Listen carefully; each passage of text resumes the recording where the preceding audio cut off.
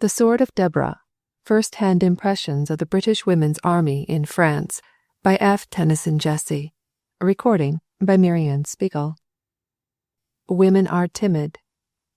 Cower and shrink at show of danger, some folk think. But men there are who fear for their lives, dare not so far asperse their wives. We let them pass. So much is clear.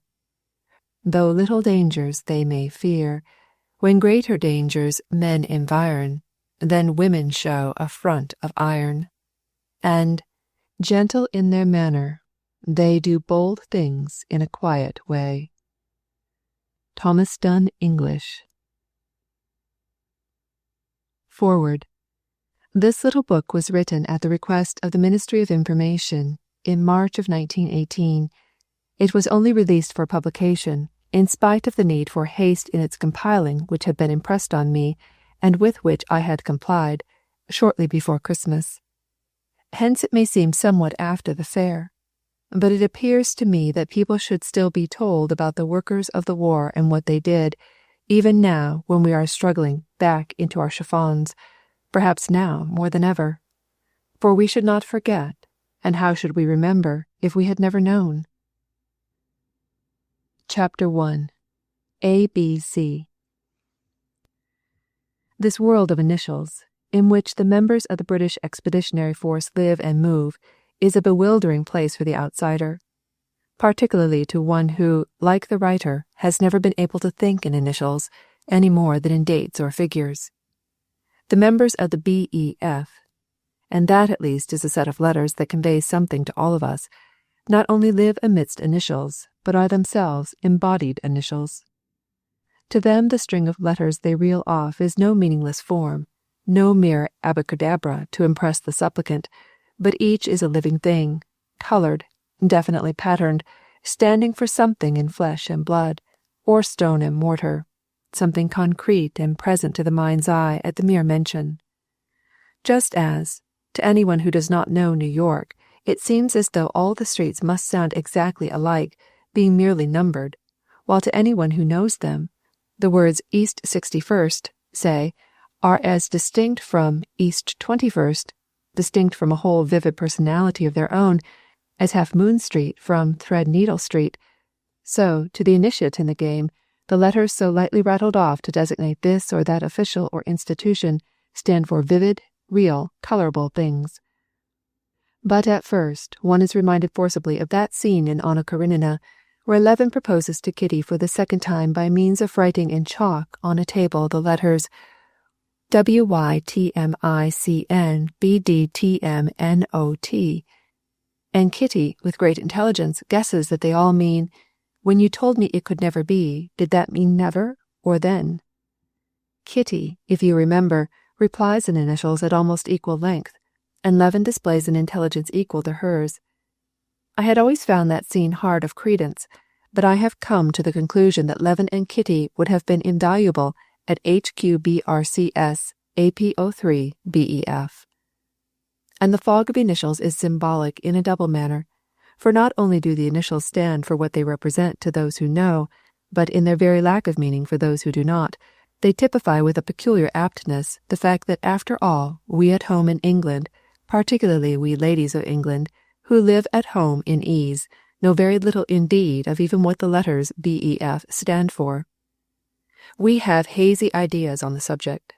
Vaguely we know, for instance, that there are women, lots of women, working out in France, though quite at what, beyond nursing, we do not seem to know. Motor drivers, of course, yes, we have heard of them.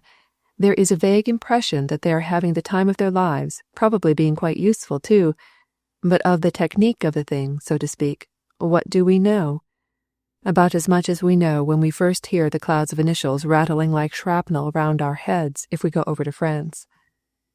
And if we at home know so little, how can other countries know, who have no inner working knowledge of English temperaments and training, to go upon as a rough guide to at least the probable trend of things? How can we expect them to know? And yet knowledge of what every section of the working community is doing was never so vital as at the present moment, because never before has so much of the world been working together on the same job, and the biggest job in history, It is always a good thing to know what other folk are doing, even when they are not your sort, and what they are doing does not affect you, because it teaches proportion and widens vision. How much more important, then, when what they are doing is what you are doing, or what you may yet come to do. Gentle reader, and even more especially ungentle reader, if in these pages I occasionally ask you to listen to my own personal confession, both of faith and unfaith, please realize that it is not because I imagine there is any peculiar interest in my way of seeing things, but simply because it is only so that I can make you see them too. You are looking through my window, that is all, and it is not even a window that I opened for myself, but that had to be opened for me. If you will realize that I went and saw all I did see, not as myself, but as you, it will give you the idea I am wishful to convey to you. Anything I feel is only valuable because my feelings of it may mean your feelings of it too. Therefore, when you read I in these pages, don't say, here's this person talking of herself again. Say, here am I, myself. This person only saw these things so that I should see them. If you don't, it will be 9/10 my fault and 1/10 your own. Just as all the apparently endless combinations of initials in France are symbols of living realities to those who understand them, and of their ignorance to those who don't, just as the very heading of A.B.C, which I have given this chapter, typifies both those combinations of initials and the fact that you and I are beginning at the very beginning. For no one could have been more blankly ignorant than I was when I went over to France. So the letter I, whenever it occurs in this book, is a symbol for you. Chapter 2. The Fever Chart of War. The women are splendid. How tired we are of hearing that, so tired that we begin to doubt it. And the least hostile emotion that it evokes is the sense that after all the men are so much more splendid, so far beyond praise, that the less one says of anyone else, the better. That sentence is dead, let us hope, fallen into the same limbo as business as usual and the rest of the early war gags. But the prejudices it aroused, the feeling of boredom, have not all died with it. Words have at least this in common with men, that the evil they do lives after them. Let me admit that when those in authority sent for me to go to France and see what certain sections of the women there were doing, I didn't want to go. I told them rather ungraciously that if they wanted the sunny-haired lassies in khaki touch, they had better send somebody else.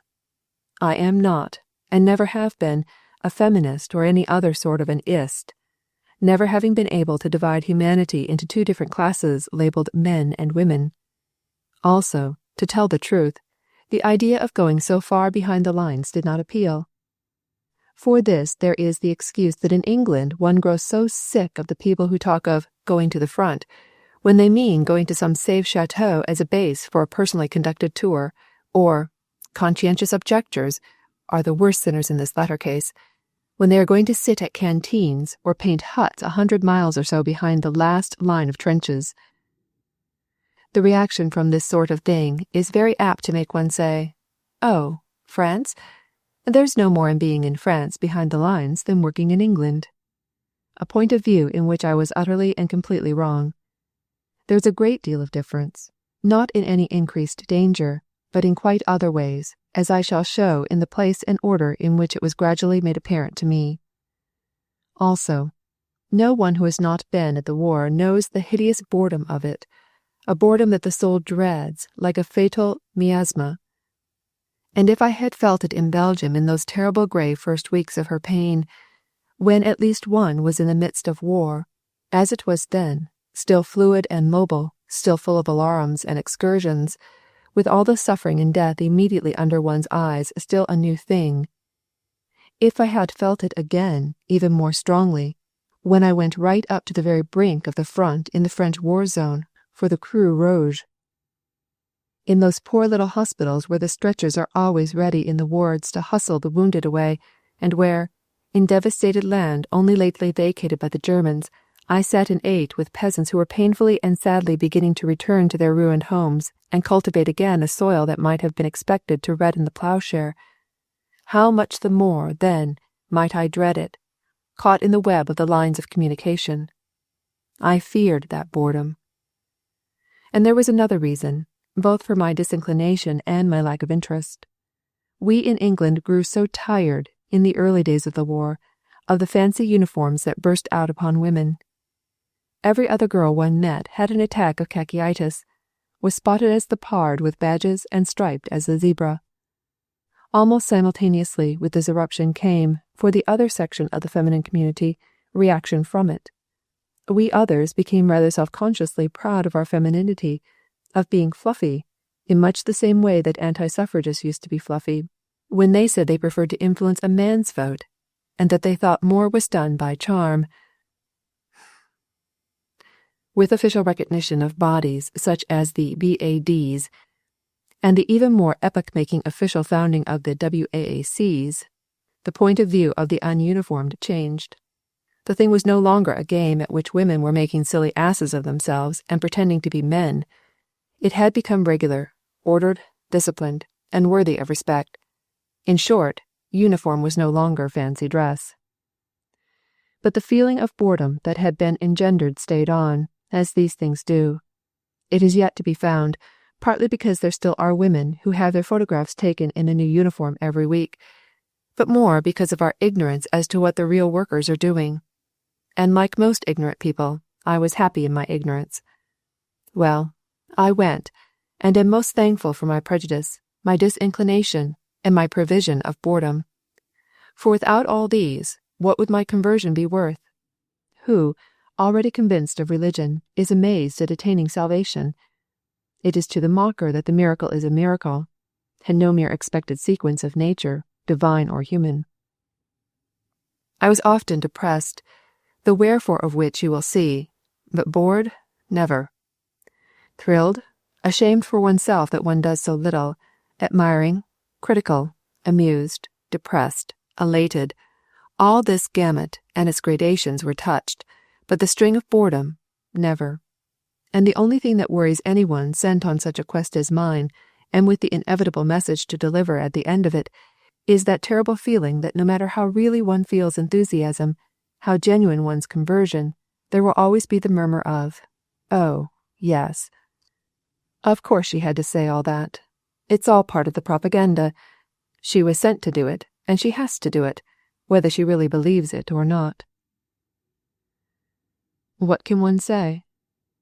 I can only tell you, O superior person, that no matter what I had been sent to do and told to write, I not only wouldn't, but couldn't have, unless I meant it. I can only tell you so. I can't make you believe it. But let me also assure you that I, too, am, or shall I say was, superior, that I, too, have laughed the laugh of sophistication at enthusiasm, that I, too, know enough to consider vehemence amusing, and strenuous effort ill-bred, that doubtless I shall do so again. But there is one thing that seems to me more ill-bred, and that is lack of appreciation of those who are doing better than oneself. Lest you should misunderstand me when I say that I didn't want to go to France this time, and feared boredom, and felt no particular interest in the work of the women over there, let me add that I was careful to sponge my mind free of all preconceived notions, either for or against, when once it was settled that I should go. I went without enthusiasm, it is true, but at least I went with a mind rigorously swept and garnished, so that there might enter into it visitants of either kind, angelic or otherwise. For this has always seemed to me in common honesty a necessary part of equipment to anyone going on a special mission, charged with finding out things as they are, to be free not only of prejudice against, but predisposition for, and just as a juryman, when he is impaneled, should try and sweep his mind bare of everything he has heard about the case before, so should the special missioner, to coin a most horrible phrase, make his mind at once blank and sensitized, like a photographic plate, for events to strike as truly as they may, with as little help or hindrance from former knowledge as possible. Human nature being what it is probably almost impossible for the original attitude to be completely erased, however conscientious one is, and that is why I am glad that my former attitude was, if not inimical, at least very unenthusiastic, so that I am clear of the charge of seeing things as I or the authorities might have wished me to see them.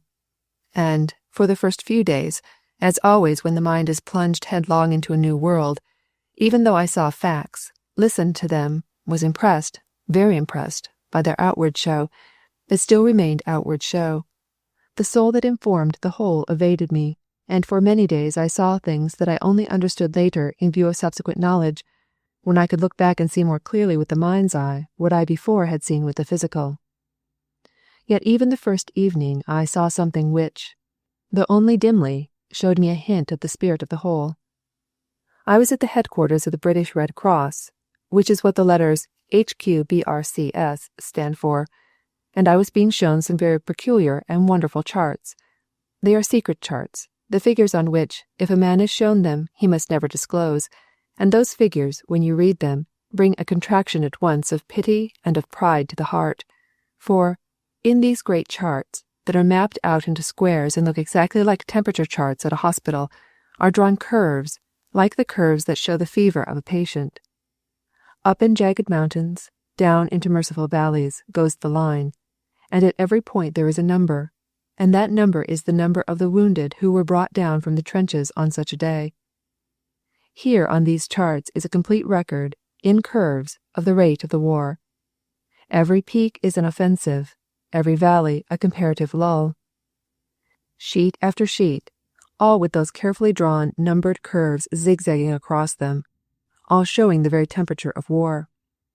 With this difference, that on these sheets there is no normal. War is abnormal, and there is not a point of these charts where, when the line touches it, you can say, "It is well." As I looked at these records, I began to get a different vision of that tract of country called lines of communication, which I had come to see. This, where the war's very pulse was noted day by day, was the stronghold of war himself. Here he is nursed, rested, fed with food for the mouths of flesh and blood, and food for the mouths of iron. Here, the whole time, night and day, as ceaselessly as in the trenches, the work goes on, the work of strengthening his hands, and so every man and woman working for that end of L of C is fighting on our side most surely. Something of the hugeness and the importance of it began to show itself. And, as regards that particular portion which I had come out to see, I began to get a glimmering of that also, when it was told me that of those thousands of wounded I saw marked on the charts, a great proportion was convoyed entirely by women. There are whole districts, such as the Calais district, which includes many towns and stations, where every ambulance running is driven by a woman. Not only the fever rate of war is shown on these charts, but just as to the seeing eye, behind any temperature chart in the hospital, is the whole construction of the great scheme: doctors, surgeons, nurses, food, drugs, money, devotion, everything that finds its expression. In that simple sheet of paper filled in daily as a matter of routine, so behind these charts of war's temperature kept at HQ is the whole of the complex organization known as the British Red Cross. And outstanding, even amongst so much that is splendid, are certain bands of girls behind the lines who, not for a month or two, but year in, year out, during nights and days when they have known no rest, have they, also, had their fingers on the pulse of war. Chapter 3. Backgrounds. At HQ-BRCS, the D of T told me that the first thing for me to see were the FANYs and the GSVADs. That is the sort of sentence that was shot at me on my first day. I have told you what HQ-BRCS means. The D of T means Director of Transportation. The FANY is the First Aid Nursing Yeomanry, and the GSVAD is the General Service Voluntary Aid Detachment. Now the VAD I had heard of, and of its members, always called VADs, but GSVAD was something new to me. Yet the importance of the distinction, I soon learned, was great. 4 sets of initials representing my chief objectives in France: the FANYs, the VADs, the GSVADs, and the WAACs. Of these, the former are known as the Fannies, and the last named as the WAACs, owing to the tendency of the eye to make out of any possible combination of letters a word that appeals to the ear. Of these 4 bodies, the Fannies and the VADs were in existence before the war. being amongst those who listened to the voice of Lord Roberts crying in the wilderness. They are all unpaid, voluntary workers, and they rank officially as officers. Among ourselves, of course, they have their own officers, but socially, so to speak, every Fanny and VAD is ranked with the officers of the army. But with the GSVADs and the WAACs it is not so. They are paid, and are to replace men. GSVADs work in motor convoys and at the hospitals, as cooks, dispensers, clerks, etc., and the WAACs work for the combatant service. Except for their officers, who rank with officers of the army, the members of these two bodies are considered as privates. And as both the Fannies and the WAACs go in khaki, and both the VADs and the GSVADs in dark blue, it will be seen that confusion is very easy to the uninitiate. This is my only excuse for perpetrating the worst blunder that has probably ever been committed in France. Taken to tea at a Fanny convoy, I committed the unspeakable sin of asking whether they were WAACs. They were very kind to me about it, but when I eventually grasped the system, I saw it was as though I had asked a brass hat whether he belonged to the Salvation Army. Yet when I told the sad tale of my gaffe to the members of the VAD convoy, they only seemed to think it must have been quite good for the Fannies. But somehow it wasn't equally good for them when I timidly asked whether they were GSVADs, though they were also very kind to me about it. The D of T motored me over to the Fannies' convoy on a pale day of difficult sunlight. Is there anywhere in the world, I wondered, more depressing, more morbid landscape than round Calais? It weighs on the soul as a fog upon the senses, and it seemed to me that only people of such a tenacious gaiety as the French, or such an independence from environment as the British, could survive there for long. I had seen country far flatter that was yet more wholesome, and I loathe flat country. There was something in the perpetual repetition of form in the country around Calais, the endless sameness of its differences, that is particularly oppressive.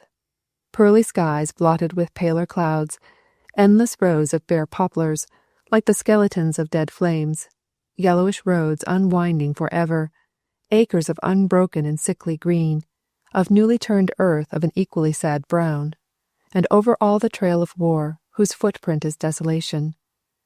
The occupation even of an army of defense means camp after camp, tin huts, wooden huts, zinc roofs, hospitals, barbed wire, mud. And, amidst all this, the sudden reminders of more active warfare in houses crumpled to a scatter of rubble by a bomb, there are people working, year in, year out, undismayed by the sordid litter of it. The saving of it all to the newcomer, though even that must pall on anyone too accustomed, is that, like Pater's Mona Lisa, upon this part of France the ends of the world are come. And who shall wonder if in consequence her eyelids are a little weary? Inscrutable Chinamen, silent as shadows, flashing their sudden smiles, even more mysterious than their immobility, turned from their labor to watch the passing of the car. Kafirs from South Africa, each with a white man's vote, voluntarily enlisted for the Empire, swung along. Vividly dark Portuguese, clad in grey, came down to their rest camps. Belgians trotted past with their little tassels bobbing from their jaunty caps, and, in great droves along the roads, or, sometimes, more solitary in the fields, the German prisoners stood at gaze, their English escort shepherding. The first time my companion told me that we were coming on German prisoners, I shut my eyes, determined to open them unprejudiced, with a vision clear of all preconceptions, really, at the bottom of my heart, expecting that I should find them extraordinarily like anyone else. But they were not. They were all so like each other that by the time you had seen several hundreds you were still wondering confusedly whether they were all relations. Even my western eye detected more difference between the types of Chinamen I met upon the road than in these Teutons. Of course, the round brimless cap has something to do with it, as has the close hair crop, but when all is said, how much of a type they are, how amazingly so, as though they had all been bred to one purpose through generations. The outstanding ear, placed very low on the wide neck, the great development of cheekbones, and of the jaw on a level with the ears, and then the sudden narrowing at the short chin, and the florid bulkiness of them. A detachment of poilus swung past in their horizon blue, and what a different type was flashed up against that background of square jowls, what a thin, nervous, wiry type, all animation. The Germans were so exactly like all the photographs of prisoners one has seen in the daily papers that it was quite satisfying. I remember the same feeling of satisfaction when on first going to New England I saw a frame house and an old man with a goatee, beard, driving a spider-wheeled buggy, exactly like an illustration out of Harper's. All of which, with the exception of the old man out of Harper's, is not as irrelevant as it may appear. In fact, it is not irrelevant at all, for it is these things, this landscape, these varied races, this whole atmosphere, which goes to make life's background for everyone quartered hereabouts, and it is the background which, especially to memory in after years, makes so great a part of the whole. As we went, remember, I still knew nothing about the work I had come out to see or the lives of those employed in it. I could only watch flashing past me the outward setting of those lives and try, from the remarks of my companion, to build up something else. Yet what I built up from him, as what I had built up from the talk at my hotel the night before, was more the attitude of the men towards the women than the attitude of the women towards their life, though it was none the less interesting for that. And here I may as well record what I found at the beginning, and I saw no reason to reverse my judgment later on, and that was no trace of sex jealousy in any department whatsoever. I only met genuine, unemotional, level-headed admiration on the part of the men towards the women working amongst them. The D.F.T. was no exception, and opined that if the war hadn't done anything else, at least it had killed that irritating masculine gag that women couldn't work together. For that, after all, will always be to some minds the surprise of the thing, not that women can work with men, but that they can work together. People talk a lot, he said reflectively, about what's to happen after the war, when it's all over and there's nothing left but to go home. What's going to happen to all these girls? How will they settle down? And how do you think? I don't think there'll be any trouble, whether they'll marry or not. They will have had their adventure. I looked at him and thought what a penetrating remark that was. Later, in view of what I came to think and be told, I wondered whether it were true at all. And later still came to what seems to me the solution of it, or as much of a solution as can be, which still leaves one with an I wonder. He told me tales of the Fannies who, being now under the Red Cross, came directly under his jurisdiction. He told me of a lonely outpost at the beginning of the war where there was only one surgeon and 2 Fannies, and how for 24 hours they all 3 worked up to the knees in blood, amputating, tying up, bandaging, without rest or relief. How the whole of the work of the convoying of the wounded for the enormous Calais district was done entirely by the girls, of how, at this particular Fanny convoy to which we were going, they were raided practically every fine night, and that their camp was in about the unhealthiest spot, as regarded raids, in the district. How during the last raid 9 aerial torpedoes fell around the camp and exploded, and one fell right in the middle and did not explode, or there would have been very little Fanny convoy left. But how it made a hole 7 feet deep and weighed 110 pounds and stood higher than a stock-size Fanny. And, crowning touch of jubilation to the convoy, of how the French authorities had promised to present it to them after it was cleaned out and rendered innocuous, to their no small contentment. As well earned a trophy as ever decorated a mess room. He talked very like a nice father about to show off his girls and back them against the world. Chapter 4. My First Convoy. We arrived on a great day for the Fannies. The famous aerial torpedo had preceded us by a bare hour. There it lay on the floor of the mess room, reminding me, with its great steel fins and long rounded nose, of a dead shark. The commandant showed it us with pride, and every successive Fanny entering was greeted with the 2 words, "It's come." The D.F.T. swore he would have it mounted on a brass and mahogany stand with an engraved plate to tell its history. 2 strong Fannies reared it up, for even empty its weight was noteworthy, and it stood on its murderous nose with its wicked fins, the solid steel of one of them bent and crumpled like a sheet of paper, above my head. A great trophy, and a hard-earned one. This was the first camp I saw, and a very good one as camps go. I merely add that latter sentence because personally I think any form of community life is the most terrible of hardships. It is rather pathetic to see how, in all the camps in France, the girls have managed to get not only as individual but as feminine touches as possible. I never saw a woman's office anywhere in France that was not a mass of flowers, and window boxes, flower beds, basins of bulbs are cultivated everywhere. Every office, too, though strictly businesslike, has chintz curtains of lovely colours. You can always tell a woman's office from a man's, which is a good sign, and should hearten the pessimists who cry that this doing of men's work will defeminize the women. The commandant at this Fanny's camp took me into her office, and she and the D of T, who chimed in whenever he thought she was not saying enough in praise of his admired Fannies, told me the rough outlines of the history of the body since the beginning of the war. Though now affiliated with the Red Cross, they were an independent body before the war, and when hostilities broke out were a mounted corps with horse ambulances. They offered themselves to the English authorities, were refused, and came out to the war zone and worked for the Belgians for 14 months. They ran a hospital in Calais staffed by themselves for nurses and with Belgian doctors and orderlies. Then, in the beginning of 1916, they offered to drive motor ambulances and thus release Red Cross men drivers, and now they are running, with the exception of 2 ambulances for Chinese, the whole of the Calais district, and have released many A.S.C. men as well. It is a big area, with many outlying camps where there are detached units. As a rule, there's only 1 girl to each ambulance, but in very lonely spots the allowance is 3 girls to 2 cars. At Saint-Omer, the authorities at first objected to having them, but now they have taken over the whole of the Red Cross and the A.S.C. ambulances there. At this camp that I saw, they have no day or night shifts, as there is not much night work except during a push, when everyone works night and day without more than a couple hours' sleep snatched with clothes on. Indeed, I heard of a convoy where for a fortnight the girls never took off their clothes, but just kept on with fragmentary rests.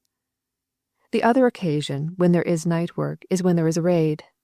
As I have said, the camp is in a peculiarly unhealthy spot for bombs, and until just lately the girls had no raid shelter.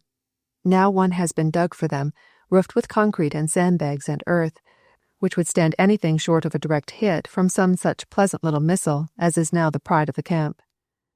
But at first, even when the raid shelter was built, there was no telephone extension to it from the office, and therefore the commandant had to stay in the office with one other to take the telephone calls, then had to cross the open, in full raid, and going to the mouth of the shelter call out the names of the girls whose turn it was to drive the ambulances.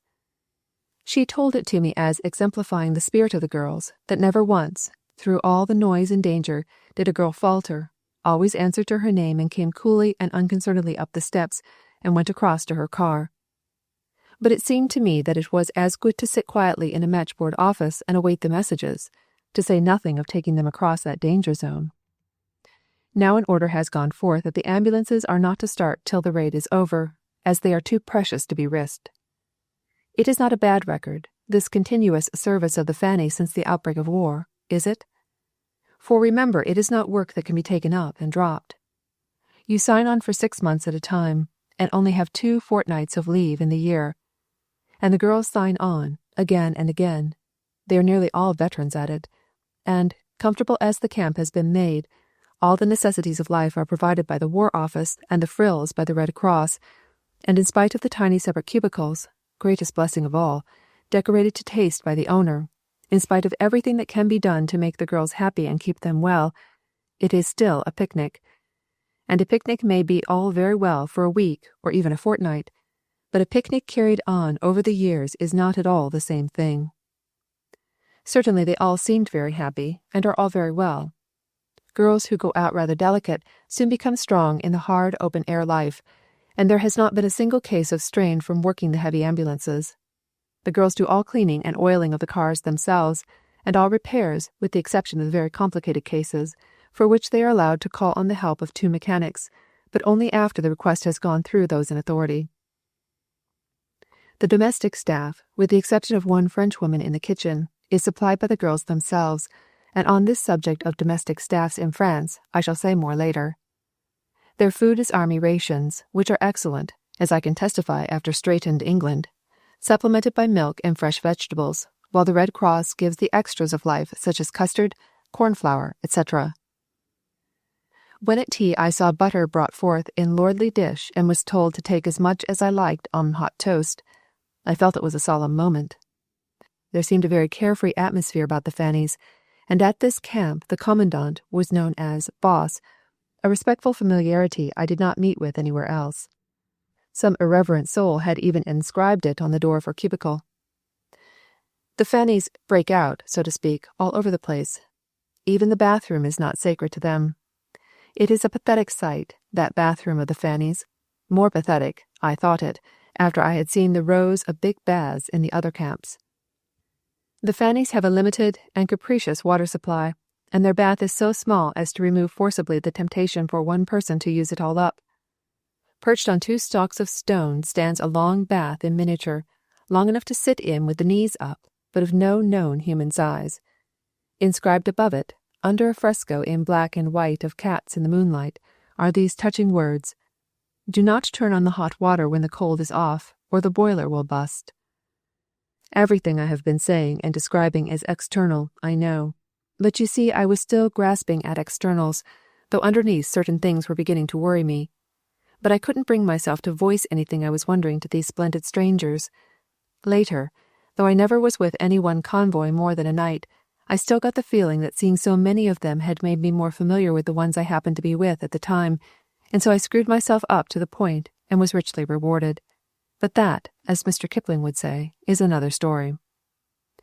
We drove away in the windy evening, past the parked rows of great glossy ambulances, and I bore with me chiefly an impression of gaiety, of a set purpose, of a certain schoolgirlish humour, and that knack of making the best of everything which community life engenders when it does not do exactly the reverse, of long wooden huts that might have been bare but were decked with pictures, patterned chintzes, bookshelves, cushions, and above all, I took an impression of a certain quality that I can only describe as stark in the girls, though that is too bleak a word for what I mean. It is a sort of splendid austerity that pervades their look and their outlook, that spiritually works itself out in this determined sticking at the job, this avoidance of any emotion that interferes with it, and in their bodies expresses itself in a disregard for appearances that one would never have thought to find in a human woman. It leaves you gasping. They come in, wind-blown, reddened, hot with exertion, after recklessly abandoning their hands to all the harsh treatment of a car. The sacrifice of hands is no small one, and every girl driving a car makes it. They come in, toss their caps down, brush their hair back from their brow in the one gesture that no woman has ever permitted to herself or liked in a lover, and they don't mind.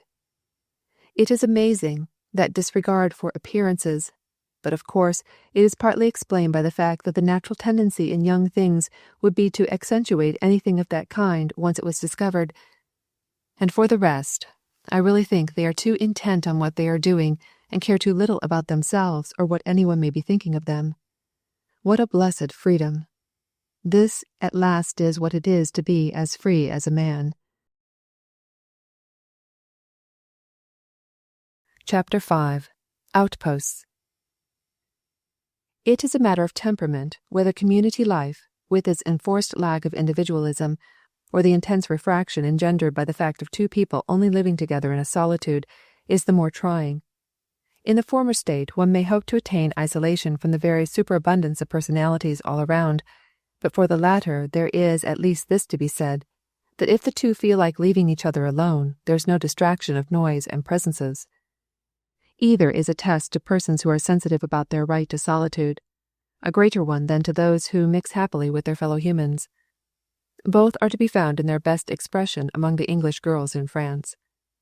From the Fanny convoy to a lonely rest station was a change that set me thinking over the problem, a problem in which I was a mere observer, but which all these girls had solved each in her different way, doubtless, but as far as I could tell, to the nicest, hair-fine edge of success.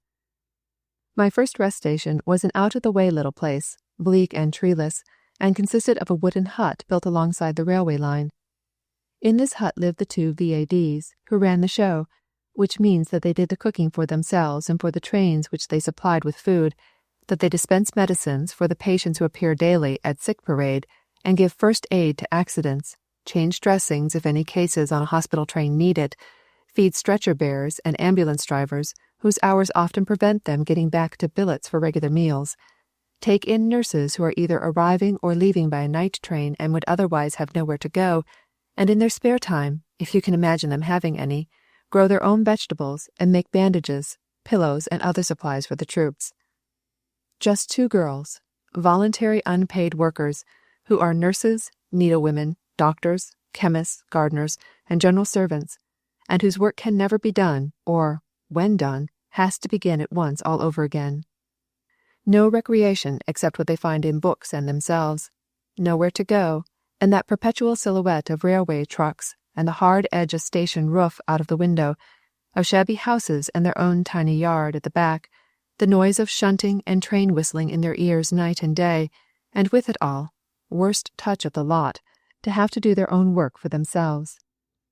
To slave for others all day long as you can come in and find things ready for you at night, your hot cocoa in its cup and your hot water bag, that great consolation of the women members of the B.E.F., in your bed, is endurable. But to come in and have no cocoa if you don't make it yourself, no bag if you don't see to it, that is a different affair. And that is where these 2 girls seemed to me to touch a point that of necessity the others I had seen did not. And now that women are doing men's work, it is to be supposed that they have found out the value of meals, and no longer look on an egg with one's tea as the greatest height to which nourishment need rise, and hence have honourably to set about cooking for themselves. And there is no woman but will understand the boredom of that, the rations that a paternal army insists on showering upon them. Under such circumstances, to work is human, but to eat divine. As I stepped out of the car at the door, feeling terribly impertinent at this rolling round in luxury to gaze at the work of my betters, one of the V.A.D.s came to the door of the shanty to greet us. She was a fair creature, with wind-blown yellow hair, and a smut which kindly accident had placed exactly like an old-time patch upon the curve of one flushed cheek. She was wrapped in a big pinafore of butcher blue, and explained that she was cleaning up. It all looked very clean to me. Certainly the little dispensary, the room into which you first walked, was spotless, everything ranged ready for sick parade, glass, white enamel, metal, shining in the shaft of sunlight which came palely in at the open doorway. To the left was the kitchen, stone-floored, fitted with an English stove. To the right, the tiny slip of sitting-room from which opened the 2 still narrower little bedrooms. That was all. This is the atmosphere in which the 2 girls live, but, as usual, they have done everything that is possible with it. Brilliant curtains, pictures, rows of books. The rest stations keep up a sort of circulating library, exchanging their books from time to time amongst themselves by way of the ambulance trains, which are thus supplied with a library also, and charming pottery ranged along the shelves. The rest stations rather make a point of their pottery. It is their tradition always to drink out of bowls instead of cups, and their plates have the triumphant Gaelic cock, in bravery of prismatic plumage, striding across them. After I had said good-bye to the golden girl of the inspired smut, I went on to a bigger rest station at a terminus, and was in time to lunch there. It was a more sophisticated affair than that which I had left, yet when this rest station was started, at the beginning of the war, its habitation was a railway truck, for the romance of which some of those who were there in that first rush, when you were never off your feet for 24 hours at a time, sometimes sigh. Now part of the station buildings has been partitioned off for them, and there is a fairly big dispensary, with a bed for dressings and accident cases, of which quite a number are brought in, a kitchen, a little dining room where all the furniture is home-made, deep chairs out of barrels and the like, and behind that a big storeroom, crammed from floor to ceiling with stores. The girls do not sleep here, but in billets at the town, but they have to provide meals at any hour and meet all the ambulance trains with food and extra comforts. We had a very good lunch, of stew and onions and potatoes, big bowls of steaming coffee, and a pudding with raisins, all cooked by one of the V.A.D. domestic staff, who always had to slip into her place last to eat it, and get out of it first to serve the next course. I saw only these 2 rest stations, each typical in its way, the one of the isolated and the other of the central kind, but they are scattered up and down the line, varying in character according to the needs of the particular place. At one, for instance, there is a small ward attached, where slight cases, not bad enough to be admitted to the hospital and yet requiring some attention, can be kept for a day or 2, thus possibly avoiding serious illness. Near to this same one is a labor battalion, many of the men from whom are outpatients whose medical inspection is held at the rest station. Near another is a large convalescent camp, the OC of which looks to the VADs of the rest station for help in various ways. At them all there is always the work of feeding the stretcher bearers and the ambulance drivers, who in times of pressure have to spend many hours at their work of unloading the trains without any chance of getting a regular meal. In the early days of the rest stations, when the ambulance trains were often merely improvised, food and dressings had to be provided for all the wounded on board, but now, when the work of the British Red Cross is as near perfection as any human organization well can be, the men have every care taken of them on the perfectly fitted trains. Yet there is much attention given to the sick and wounded of every nation who come in on the trains, attention chiefly consisting of the giving of extra comforts, cocoa, lemons, shirts, slippers, cigarettes, cushions, and the redressing of wounds, while a great deal as well as feeding them is done for the staffs of the trains, for whom, besides the lending library, an exchange of gramophone records and of laundry has been arranged. Perhaps one of the most interesting things to note about the rest stations is that they are one of the few points of contact between the members of the BEF and the French population. Our camps, our hospitals, our motor convoys, are all little Englands in themselves, but every morning to the sick parade of these rest stations come not only the local VADs, the ambulance drivers, but the French civilian population as well, and in greater and greater numbers.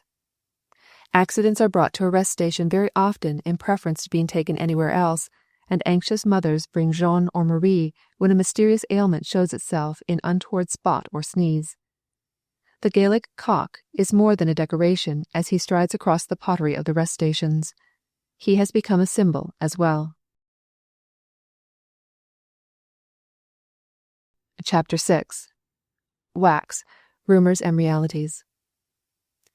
When I spoke at HQ of the depression I found in all the landscape around, and of its peculiar morbid quality, nearly everyone assured me that I should find the country round E, whither I was going, far more depressing. There is nothing but sand dunes and huts, miles of huts, hospitals and camps, and so on. It did not sound very delightful. But to differing vision, differing effects, and personally I loved E. Terrible as cities of huts generally are, here they seemed to me to have lost much of their terror.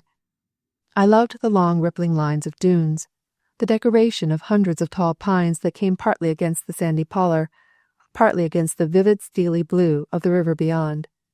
I loved the bare woods we passed all along the road, the trees still not perceptibly misted with buds, but giving, with their myriads of fine massed twigs, an effect of clouded wine color. And was there ever such a countryside for magpies? Superstition dies before their numbers, helpless to count them. So far are they beyond the range of sorrow, mirth, marriage, and birth, at one glance. Everywhere through those winey woods there went up the fan-like flutter of black and white, the only positive notes in all the delicate universe, compact of pearly skies, dim purples of earth, and pale iridation of the sun.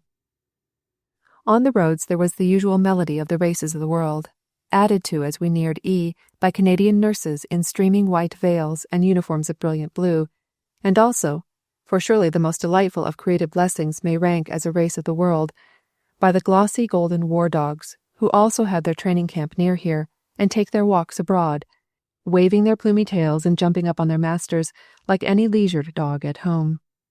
But, to my sorrow, I was not sent to look at the war dogs, and so had to pass by and leave the wagging plumes behind. I had several ends in view at E. I had to see the large WAAC camp there, its outflung ramifications, and the work that the WAACs did in the men's camp, and I had to see the VAD motor convoy, at which I was to spend a night. Incidentally, I had high hopes of getting permission to go out in an ambulance with the latter, though it is against the most sacred army orders for anyone not in uniform to be seen upon an ambulance. Here I may say that the permission was granted by a powerful individual known as the DDMS, though he mentioned that being shot at dawn was the least painful thing that ought to happen to me for doing it. I was to go first to the WAAC headquarters to see the area controller, who corresponds to an area commandant in the VADs, and whose rank approximates that of a major. She is supreme in her area, and only the chief controller of the WAACs is above her. Below her are her unit administrators, who are in charge of units and approximate to captains, and have their deputy and assistant administrators, whom for convenience sake we can classify as lieutenants and second lieutenants. This is the place to say frankly that I had heard, as had we all, the rumours that were flying round about the Women's Army. They weren't a success. It had been found to be unworkable, and, as reason, a more specific charge. Need I say what that specific charge was? What is it that always jumps to the mind of the average materialist? The most innocent thing in the world, in itself, and the cause of most of the scandal of civilization. A baby. There's a certain type of mind which always jumps to babies, apparently looking on them as the churchmen of the Middle Ages looked on women, as the crowning touch of evil in an evil world. If you remember, there was great agitation in certain quarters at the beginning of the war over war babies. They were going to inundate the country. They were going to be a very serious proposition indeed. The Irish question, conscription, conscientious objectors, were going to be as nothing to the matter of the war babies. It is perhaps for some points of view a pity that the war babies didn't materialize, but that of course is another question altogether. Passions ultra, as the great master of delicate and indelicate situations used to say. The point as regards the Women's Army is that the whole of the agitation against it is a libel, and one which decent people should be ashamed to circulate, even as supposititious.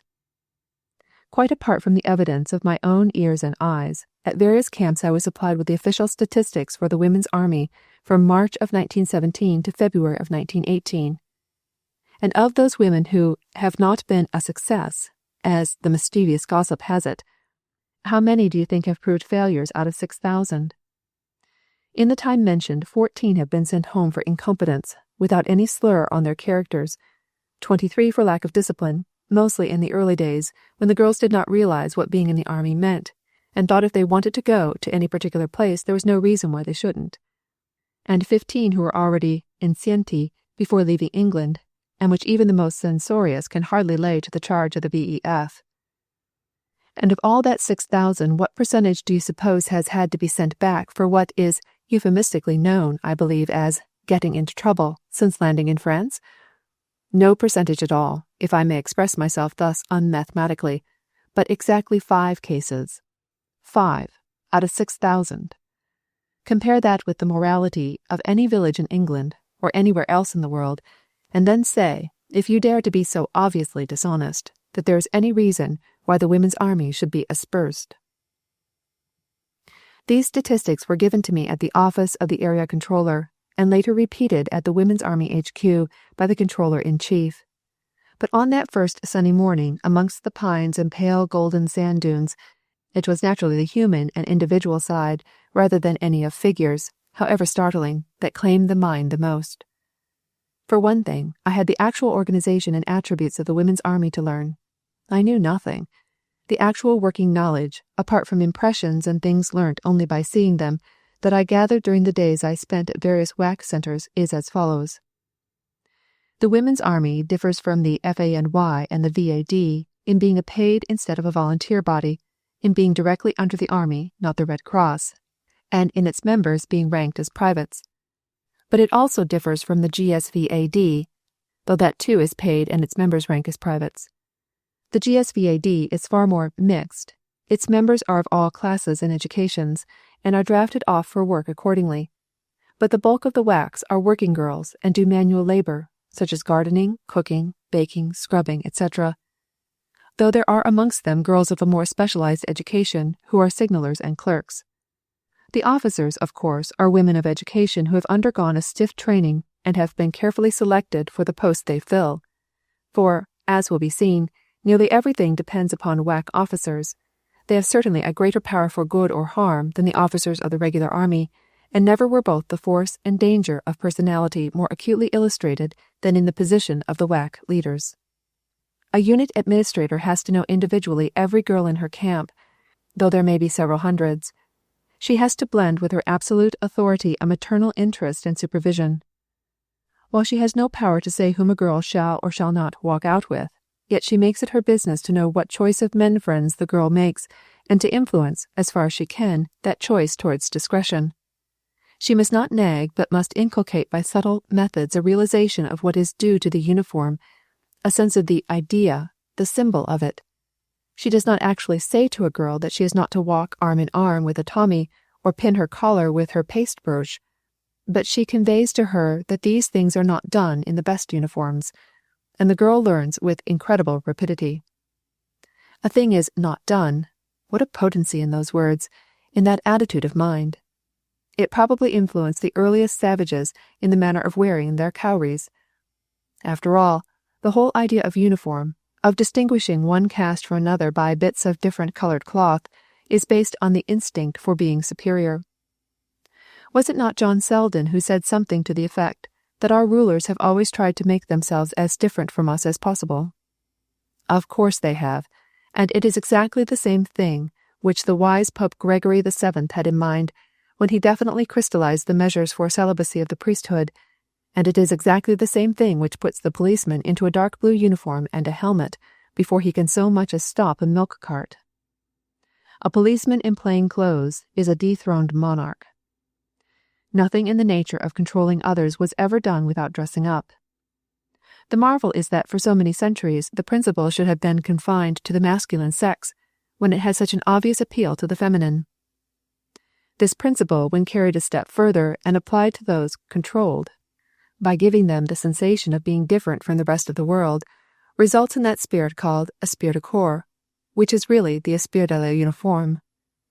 Towards the rest of the world the uniformed are proud of being different, amongst themselves proud of being alike, and the more alike, so to speak, the aliker. It is not a thing to treat scornfully, for it has the whole symbolism behind it. That which makes a man cheerfully die for a piece of bunting which, prosaically speaking, is only a piece of bunting that happens to be dyed red, white, and blue, is part of this same spirit. Dull of soul indeed must he be who can look without a profound emotion on the tattered colours of a regiment, and yet it is only the idea, the symbol, that makes these things what they are. And for most of these girls, remember, it is the first time they have had a symbol held before them.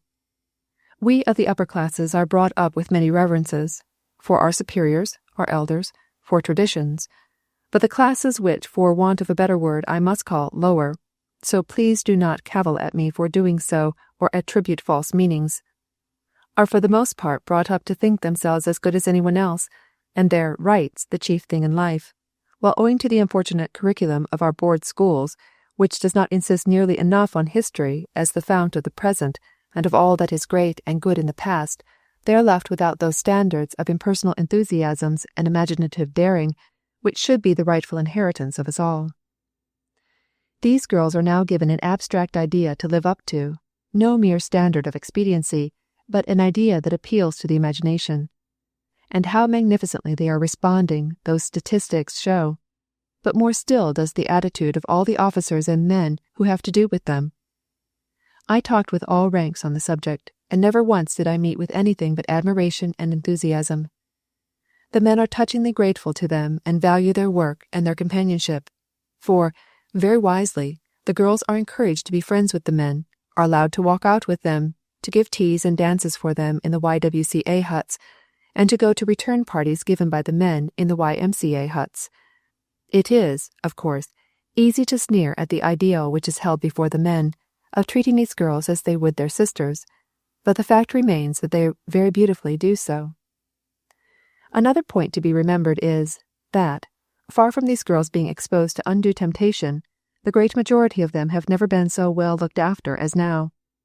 They are mostly girls of a class that knows few restrictions, who, with the exception of those previously in domestic service, have always had what they call their evenings, when they roamed the streets or went to the cinemas with their boys. Now every WAAC has to be in by 8, can go nowhere without permission, is carefully though unostentatiously shepherded, and is provided with healthy recreation, such as Swedish exercises, Morris dancing, hockey, and the like. In short, she is now looked after and guarded as young girls of the educated classes are normally. And these are the girls, good, honest, hard-working creatures, who have been maligned in whispers and giggles up and down the country. It is perhaps needless to say that they are naturally very indignant over it, and that parents of many write to them agitatedly to demand, if it's all true, and to beg them to come back, and that sometimes, when they are home on leave, instead of their uniforms bringing them the respect and honor they deserve, and which every man overseas accords to them, they are subjected to insult from people who have nothing better to do than to betray to the world the pitiable condition of their own nasty minds. Chapter 7. The Brown Graves. When first one has dealings with the WAACs and their officers, one imagines distractedly that one has fallen among royalty. This is because the word ma'am is always used by a WAAC when speaking to another of superior rank, till you very nearly find yourself bobbing. Later this impression is strengthened by the memory for faces, which every WAAC officer displays in a manner one has always been taught to consider truly royal. It is only among themselves that any titles exist. To the outside world, even the army officers, each WAAC officer is mere Mrs. or Miss, whichever she may chance to be. The putting on of frills has been avoided with extraordinary dexterity. There's just enough ritual to make the girls feel they belong to an organized body, without the enemy being given occasion to blaspheme by saying that women like playing at being men. In France, though not in England, the girls salute their officers, as this helps them to get at the idea of the thing, that feeling of being part of an ordered whole, which is so valuable. In the matter of uniforms, someone at the War Office, or wherever these things are thought out, has really had a rather charming series of inspirations. At first the women wore the same badges as denote the ranks of soldiers, but a paternal, or should one not almost say maternal, government evidently thought that not feminine enough, and now the badges of varying rank are roses, fleur-de-lis, and laurel leaves, a touch which would have delighted old Andrew Marvell. One of the chief activities of the WAACs is cooking, and when, escorted by the DDMS, whom I have before mentioned, I arrived at the little wooden office amidst the pines, it was to hear a one-sided conversation on the telephone between the area controller and various great ones of the earth who were frantically ringing up for cooks. Also, a new officers' club for senior officers wanting a rest from the firing line is just being opened near E, and it is to be staffed by WAACs, and the cook is to be of the very best. Punch's immortal advice as to the treatment of husbands is not forgotten by the WAAC controllers when questions of this kind arise. After talk of cooks came the seeing of cooks, in a big camp and small arms school near. Kitchens are kitchens and mess rooms everywhere you go, and beyond a general impression of extreme cleanliness, an extraordinarily appealing smell of stew, and the sight of great branches of mimosa set about the long mess tables, there is nothing of particular interest to describe.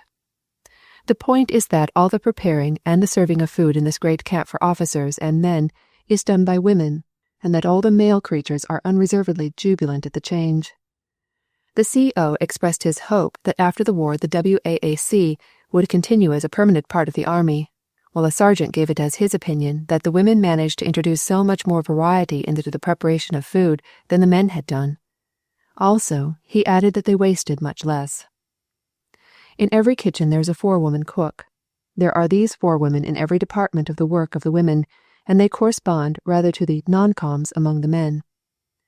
At present they are distinguished by a bronze laurel leaf, and always have their own mess room and sitting room as distinct from the rest of the girls, but it is rather an influence than an authority which is vested in them, though the advisability of definitely endowing them with more of the latter is being considered.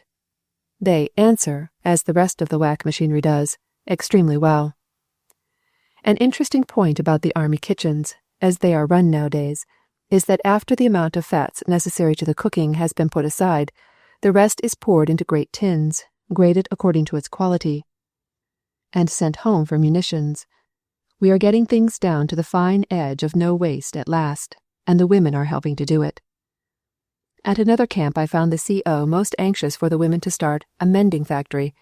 It would be such a help to the men who, unlike sailors, are not adept at repairing their own clothes.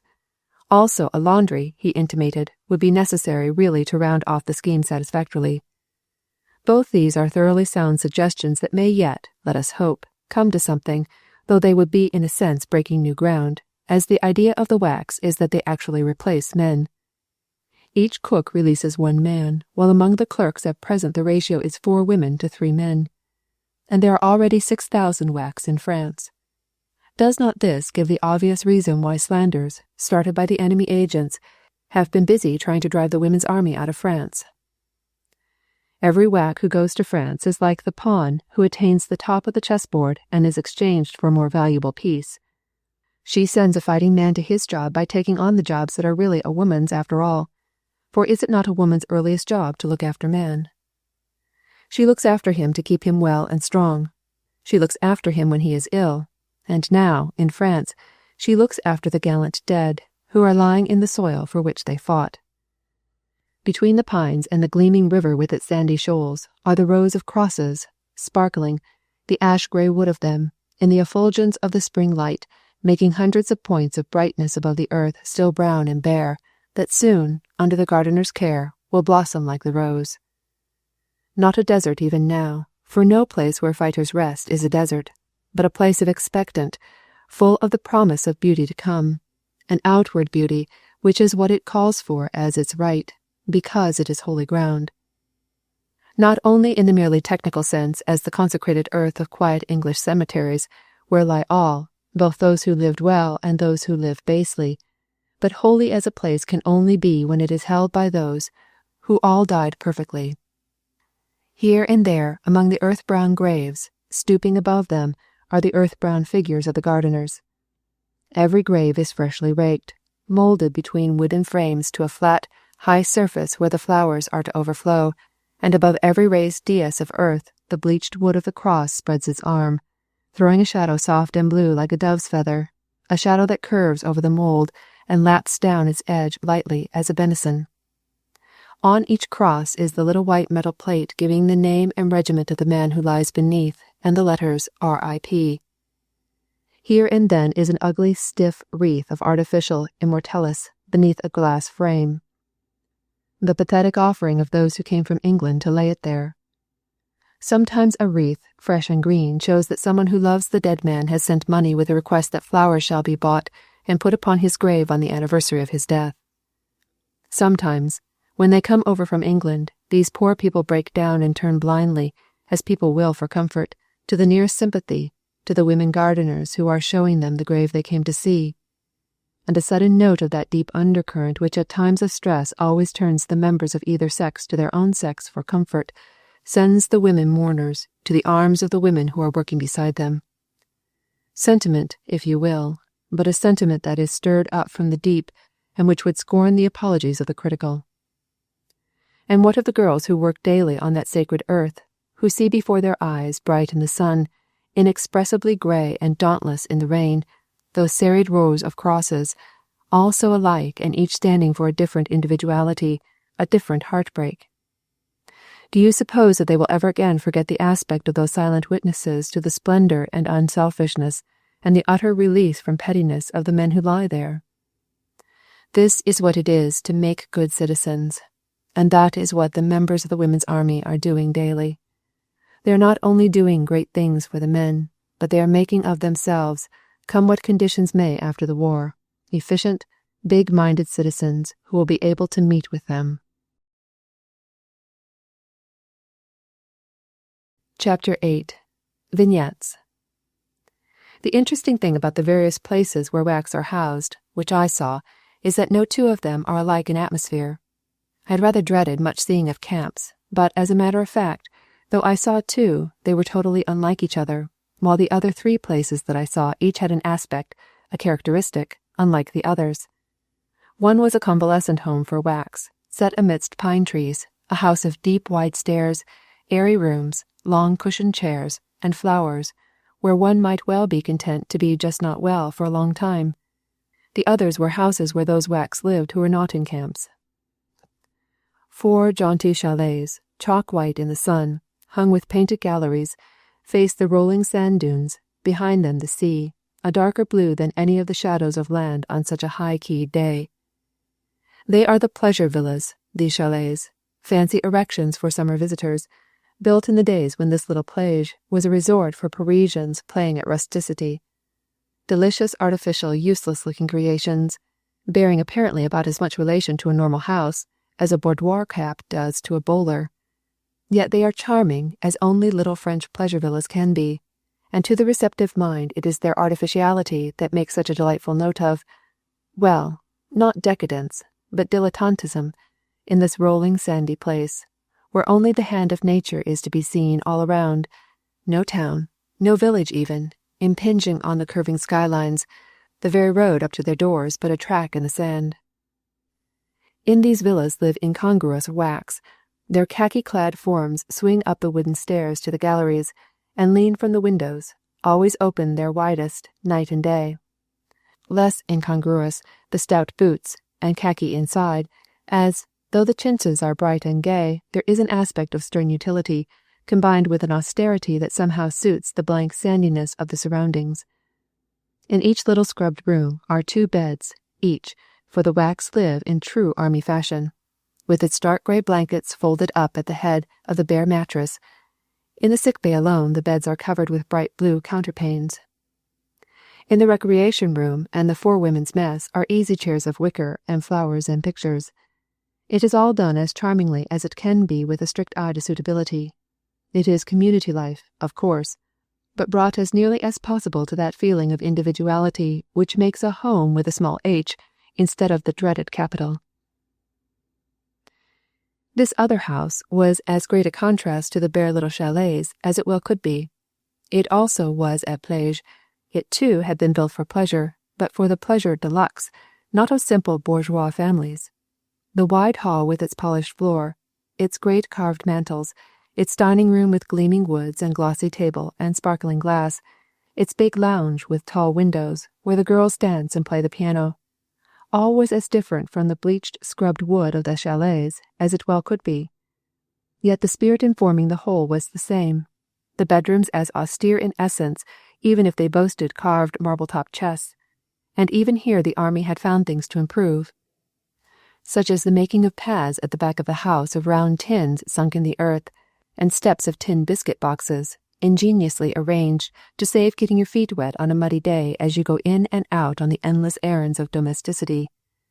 And, as I sat at lunch in the gleaming dining room, where the wood fire burned on the wide stone hearth, I heard the girls practicing for a musical play they were shortly to produce. A camp is, of course, a camp, but there is a certain satisfaction in seeing how well even a necessary evil can be done. Where all was excellent, the chief thing that really thrilled me was the bathrooms. The WAAC's bathrooms are the envy and despair of the army, who rage vainly in small canvas tubs. The engineers are by way of spoiling the WAACs whenever possible, and bathrooms, electric bells, electric light, and fancy paths of tin spring up before them. There are in every WAAC camp rows of bathrooms, containing each its full-length bath, and besides that, each girl has her own private wash place, in a cubicle for the purpose. For, as the chief controller said to me, after all, it does not matter the girls having to sleep together in dormitories if each has absolute privacy for washing. That is so much more important. To which it is quite possible to retort that there are those of us who would not mind bathing in front of the whole world if only we were allowed to sleep by ourselves. But that is just a different point of view, and as a matter of fact, for the class from whom the greater part of the WAACs are drawn, privacy in ablutions ranks as a greater thing than privacy in slumber, so the psychological instinct which planned the camps is justified. Besides the bathrooms and the ablution cubicles, there is in every camp 1 or more drawing rooms, which are always heated, and where the wet clothes of the girls, who of course have to be out in all weathers, are hung to dry. Laundry, kitchens, recreation rooms, mess rooms, long Nissen huts for sleeping. I went the round of them all, and, while generally admiring them, admired still more those who lived in them. Personally, I don't like a Nissen hut nearly as much as the ordinary straight-walled sort. I know they are wonderfully easy to erect and to move, but when it comes to trying to tack a picture on those curved walls, and the girls depend so on their little bits of things, such as pictures and photographs from home. You will always see in every cubicle, above every bed in a long hut, the girl's own private gallery, the lair and penée which make of her, in her bed at least, an individual. In a Nissen hut you have to turn your head upside down to get a view of the picture gallery at all, though it has its advantages to the girl herself as she lies in bed and can look on the faces of her parents, absolutely concave, curving over her nose. As I was leaving this camp, I heard sounds of music and the stamping of feet, and going to the YWCA hut, the unit administrator and I looked in. There, to a vigorously pounded piano, an instructress from the YMCA was teaching a dozen or so girls Morris dancing. They beamed at us from hot glowing faces, these mighty daughters of the plough, and continued to foot it as merrily, if as heavily, as any Elizabethan villagers dancing in their Sunday smocks around a maypole.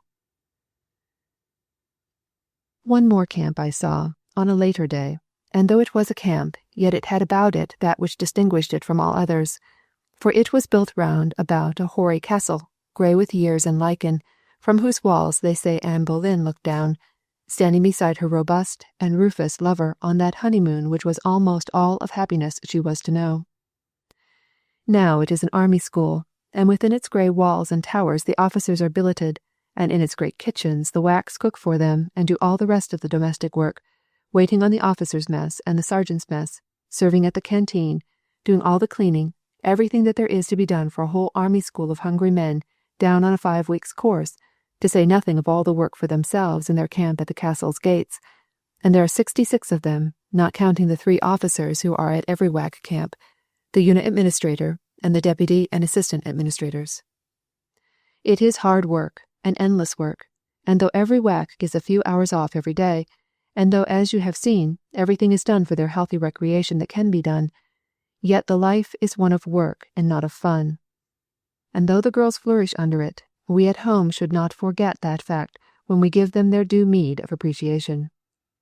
But, hard as the life is, it seemed to me that at that camp, which has the happiness to be at this castle, its duress must be assuaged by the beauty of what is always before the eyes. Buried in woods it is, still bare when I saw them, but with the greenish-yellow buds of daffodils already beginning to unfold in great clumps through the purple-brown alleys, and with primroses making drifts of honey pallor and honey sweetness beside the slopes of ground ivy, while from beyond the curving ramparts of the castle shows the steely quiet glimmer of a lake. For war this castle was built, and war she now sees once again, for the arts of war are taught within her walls. And how Anne Boleyn's roving eyes would have brightened at the sight of so much youth, at the sound of so many spurs.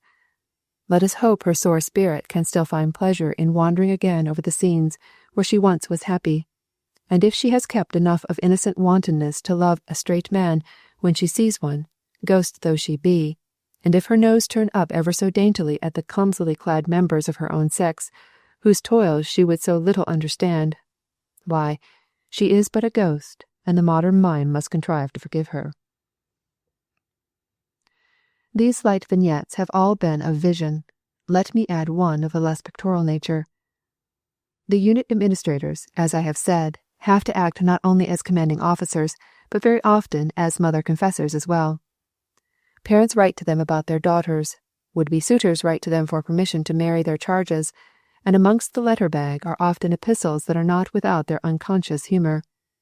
One day a mother writes to point out that she and the rest of the family are changing houses, and so may Flossie please come home for a few days.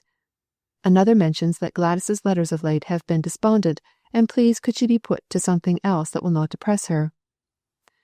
Then Gladys is had up in front of the unit administrator, and perhaps turns out to be one of the born whiners found everywhere, perhaps to be merely suffering from a passing fit of what our ancestresses would have called the megrims. If her work is found to be really unfitted to her, and it is possible to give her a change, then it is done, but as a rule that is seldom the case, as, rather differently from what we used to hear was the way in the army, every WAAC controller finds out what the girl is best at and what she likes doing most, and then, as far as possible, arranges her work accordingly. Perhaps a letter comes from a Tommy in His Majesty's forces, and begins something like this. Dear Madam, I beg to ask your permission to marry Miss D. Robinson, at present under your command. The unit administrator writes back that she will endeavour to arrange leave for the marriage, and perhaps all goes well, or perhaps some such lugubrious letter as this will follow. Dear Madam, Miss D. Robinson, at present under your command. Take no notice of my former letter, as Miss D. Robinson has broken off the engagement. Human nature will be inhuman, in camps and out of them, and because Miss D. Robinson is doing a man's work, is no reason why she should shed the privileges of her sex. Chapter 9. Evening. Grey rain was falling in straight thin lines upon the landscape, suddenly changed from its splendour of sun-bright sands and blue gleaming river into a blotted greyness. The rain danced over the trampled earth at the VAD motor convoy camp, filling the hollows with wrinkled water and making the great ambulances shine darkly. It was not a pleasant evening, being very cold withal, and snow fell amid the rain. But the Commandant took me out in her car to give me as comprehensive a view of E as could be seen in the gathering dusk. When I say E, I don't mean the little French fishing village, near which we did not go, but the whole vast town of huts set up by the BEF. For E is become a town of hospitals. We swung round corners, down long intersecting roads, about, and always there were hospitals, long rows of hospitals, each a little town to itself. I was reminded of nothing so much as the great temporary townships in the canal zone at Panama. There is just the same look of permanence combined with the feeling of it all being but temporary, while materially there is an air about board and tin buildings which is the same the world over.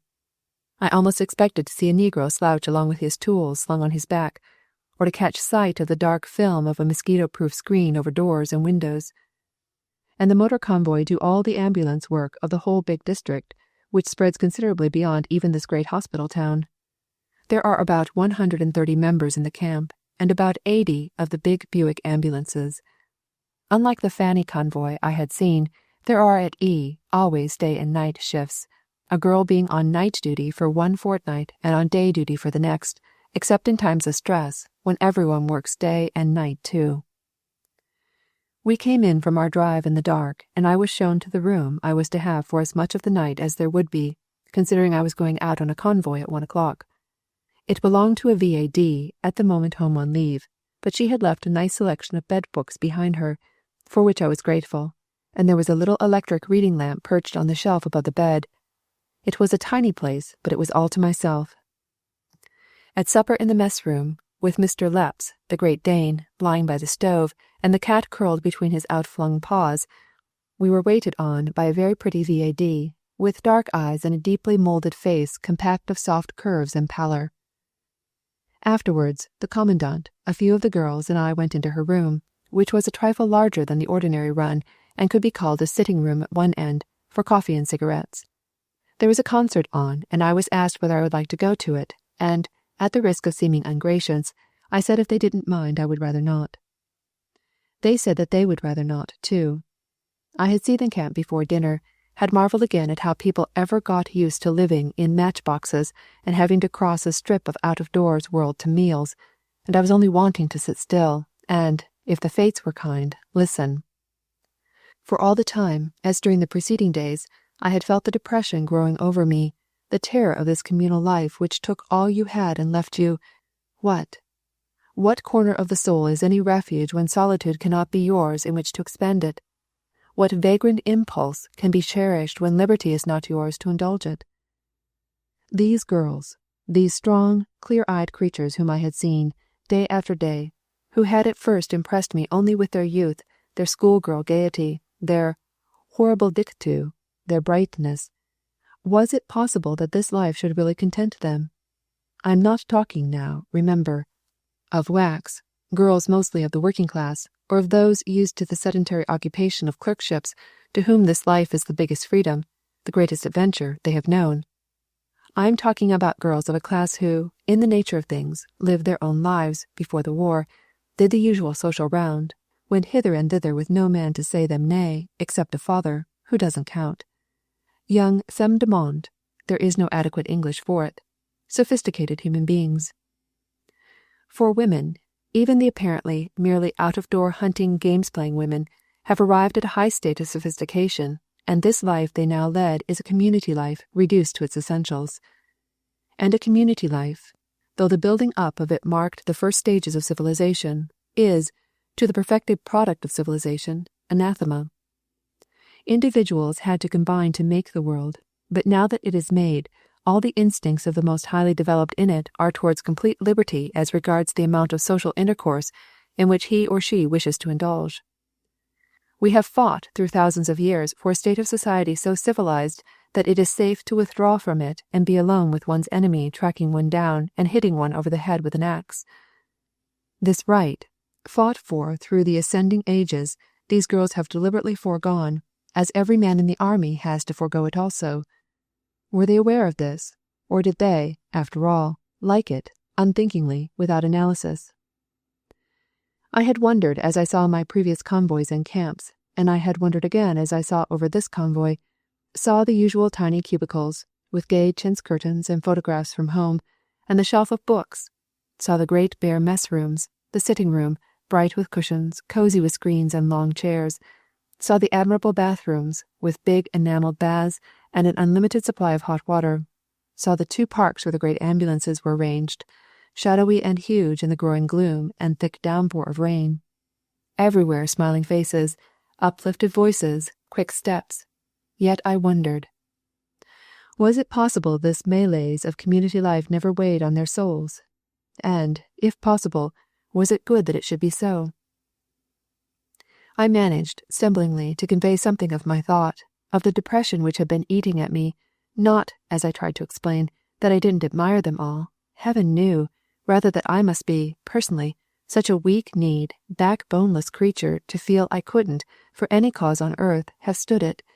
And I wanted, how I wanted, to know how it was they did, whether they really and actually could like it. Of course, I know, I ended apologetically, some people like community life.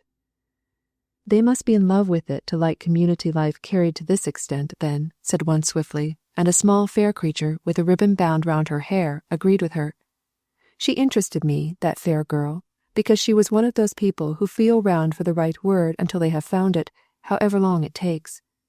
Impervious to the cries of, "Go on, get it off your chest," she sat quietly and wrestled until the word came which exactly expressed the fine edge of her meaning. She knew so well what she wanted to say that she didn't want to say it any differently. They all talked, each throwing in a sentence to the discussion now and again, but not one of them grumbled. Yet they all showed plainly that it was not a blind enjoyment, or, indeed, much enjoyment at all, that they found in the life. They were reasoning, critical, analytic, and extraordinarily dispassionate. I can't put that conversation down for 2 reasons, the first being that one doesn't print the talk of one's hostesses, and the second that it would be too difficult to catch all those little half-uttered sentences, those little alleys of argument that led to understanding, but led elliptically, as is the way of either sex when it is encumbered by the necessity of dotting its I's for the comprehension of the other.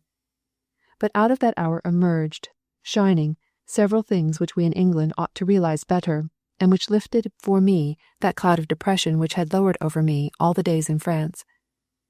These are not bouncing schoolgirls, good fellows having the time of their lives, as vaguely those in England consider them. They are, thank goodness, finely evolved human beings who no more enjoy brightness than you or I would.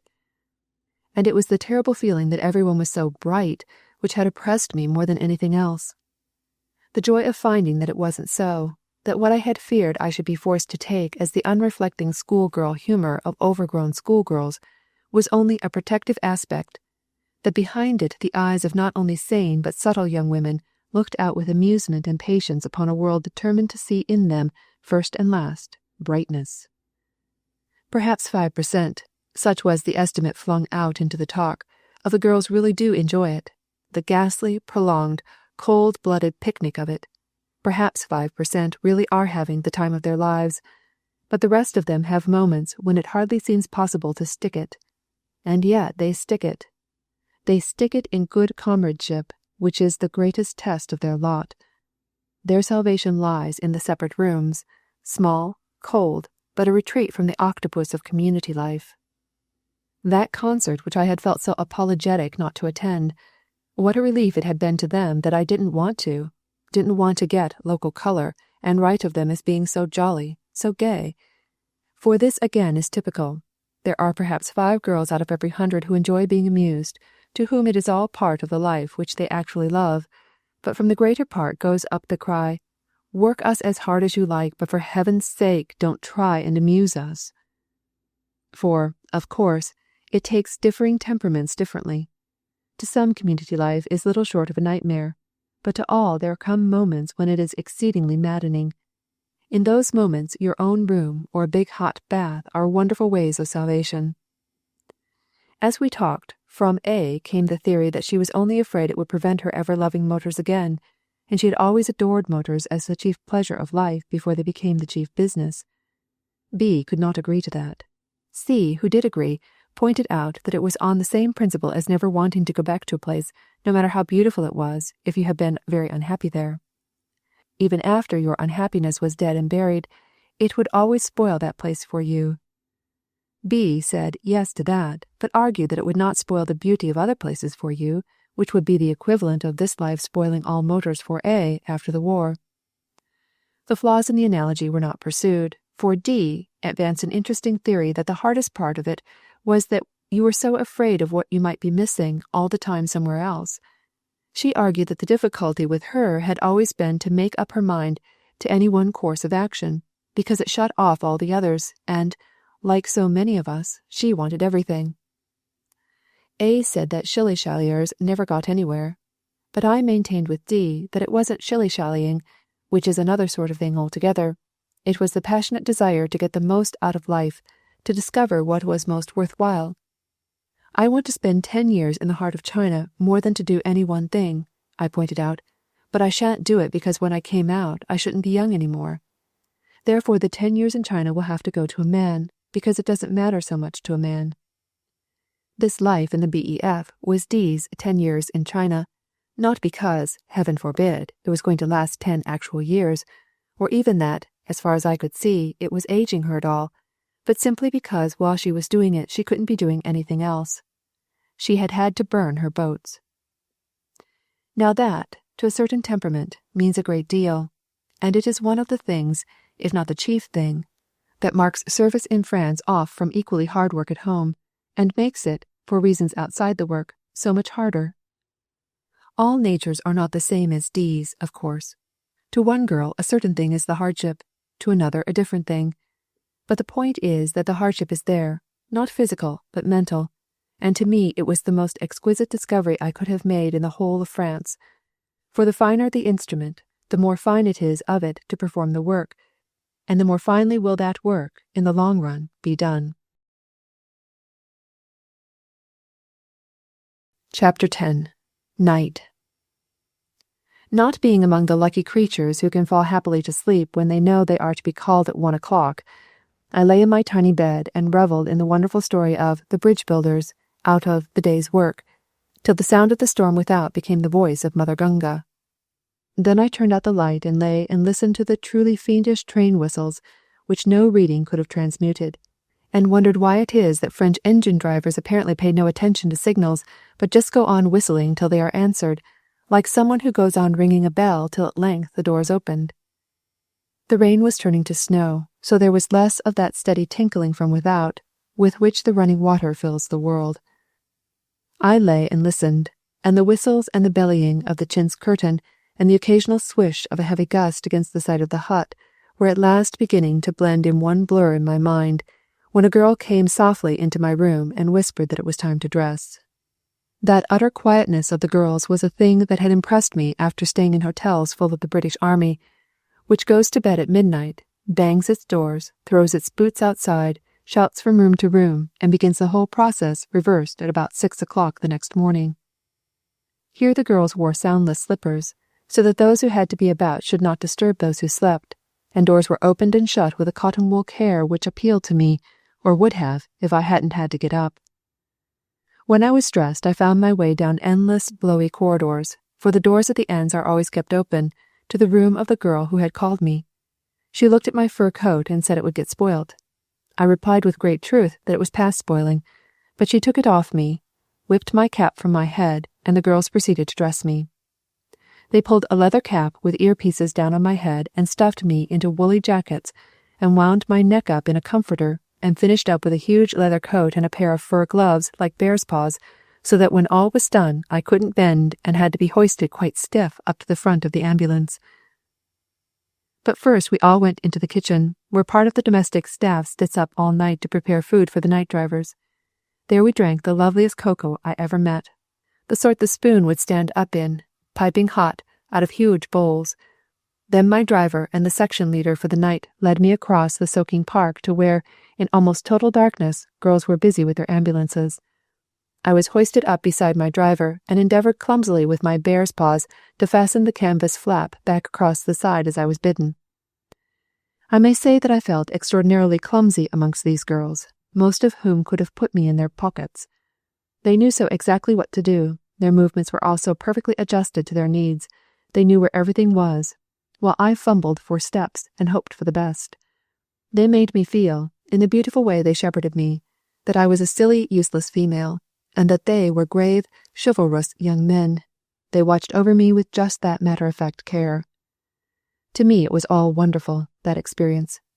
To the girls, who do it every night, every alternate fortnight, year in, year out, the thrill of it has naturally gone long since. The wonder is that to them all remains the pity of it. We swung out of the park into the road. There was no moon, the stars were mostly hidden by the heavy clouds. The sleet blew in gusts against the windscreen. We went at a good pace, bound for a Canadian hospital, and then for a station beyond E, where the train was waiting, for this was what is called an evacuation that I was going to see. No train of wounded was due in that night, and the convoy's business was to take men who were being sent elsewhere from the hospitals to the train. We stopped in front of a shadow hospital, set in a town of shadow huts, and a door opened to show an oblong of orange light, and send a paler shaft widening out into the night towards the sleek side of our ambulance. We heard the men being placed in the ambulance, the word was given, and again we set off through the night, this time so slowly, so carefully, for we carried that which must not be jarred one hair's breadth more than could be helped. We crept along the roads, past the pines that showed as patches of denser blackness against the sky, past the sand dunes that glimmered ghostly, past the blots of shadow made by every shrub and tree trunk, and behind and before us crawled other ambulances, laden even as we. The station was wrapped in darkness, save for a hanging light here and there, and an occasional uncurtained window in the waiting train. We drew up under a light, where a sergeant was waiting. 4 from No. 7 Canadian, said my driver crisply. The sergeant repeated, looked at a list he carried, and marked our cases off it duly, then told us the number of the compartment where we should stop. The ambulance slid on, very slowly, beside the train, and slowly came to rest. I could see into the white-painted interior of the train, could see the shelves running along its sides, and on the shelves, making oblong shapes of darkness against all the white, men laid straightly. In front of us the Red Cross orderlies were sliding men down on stretchers from the shelves of an ambulance, slipping them out, carrying them up into the train, and packing them on the shelves like fragile but precious parcels. And suddenly it seemed to me that there was something profoundly touching about the sight of a man laying flat and helpless, shoved here and there, in spite of all the care and kindness with which it was accomplished. It is a thing wrong in essence. It seemed an outrage on nature. I got an odd feeling that there was something wrong and unnatural about the mere posture of lying down that I never thought of before. The world seemed suddenly to have become deformed, as a monster is deformed who is born distorted. It shouldn't be possible to slide men onto shelves like this. The girl at the wheel pushed back the little shutter set in front of the ambulance, and we looked into the dimly lit interior. I could see the crowns of 4 heads, the jut of brow beyond them, the upward peak of the feet under the grey blankets. Pale hands, one pair thin as a child's, that lay limply along the edge of the stretchers. The orderlies came to open the door.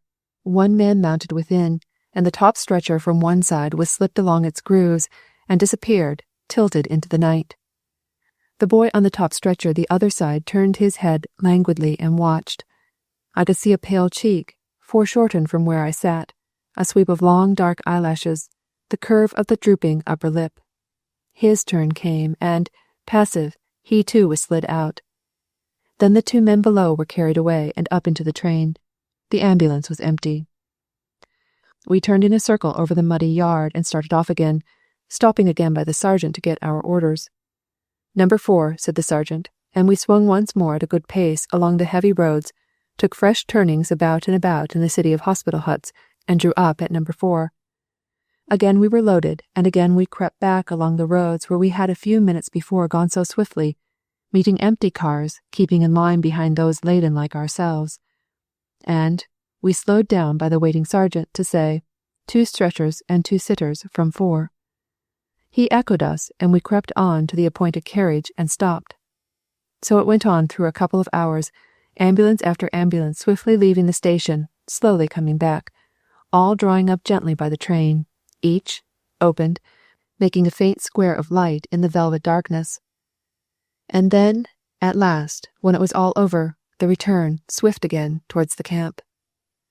We bumped along the road, the dim pines falling away into the shadows behind, a very mild funnel of light showing us a scrap of the way before us, and of a hedge on either side, the twigs of it perpetually swinging out palely to die away once more. The wind was behind us, and the screen clear.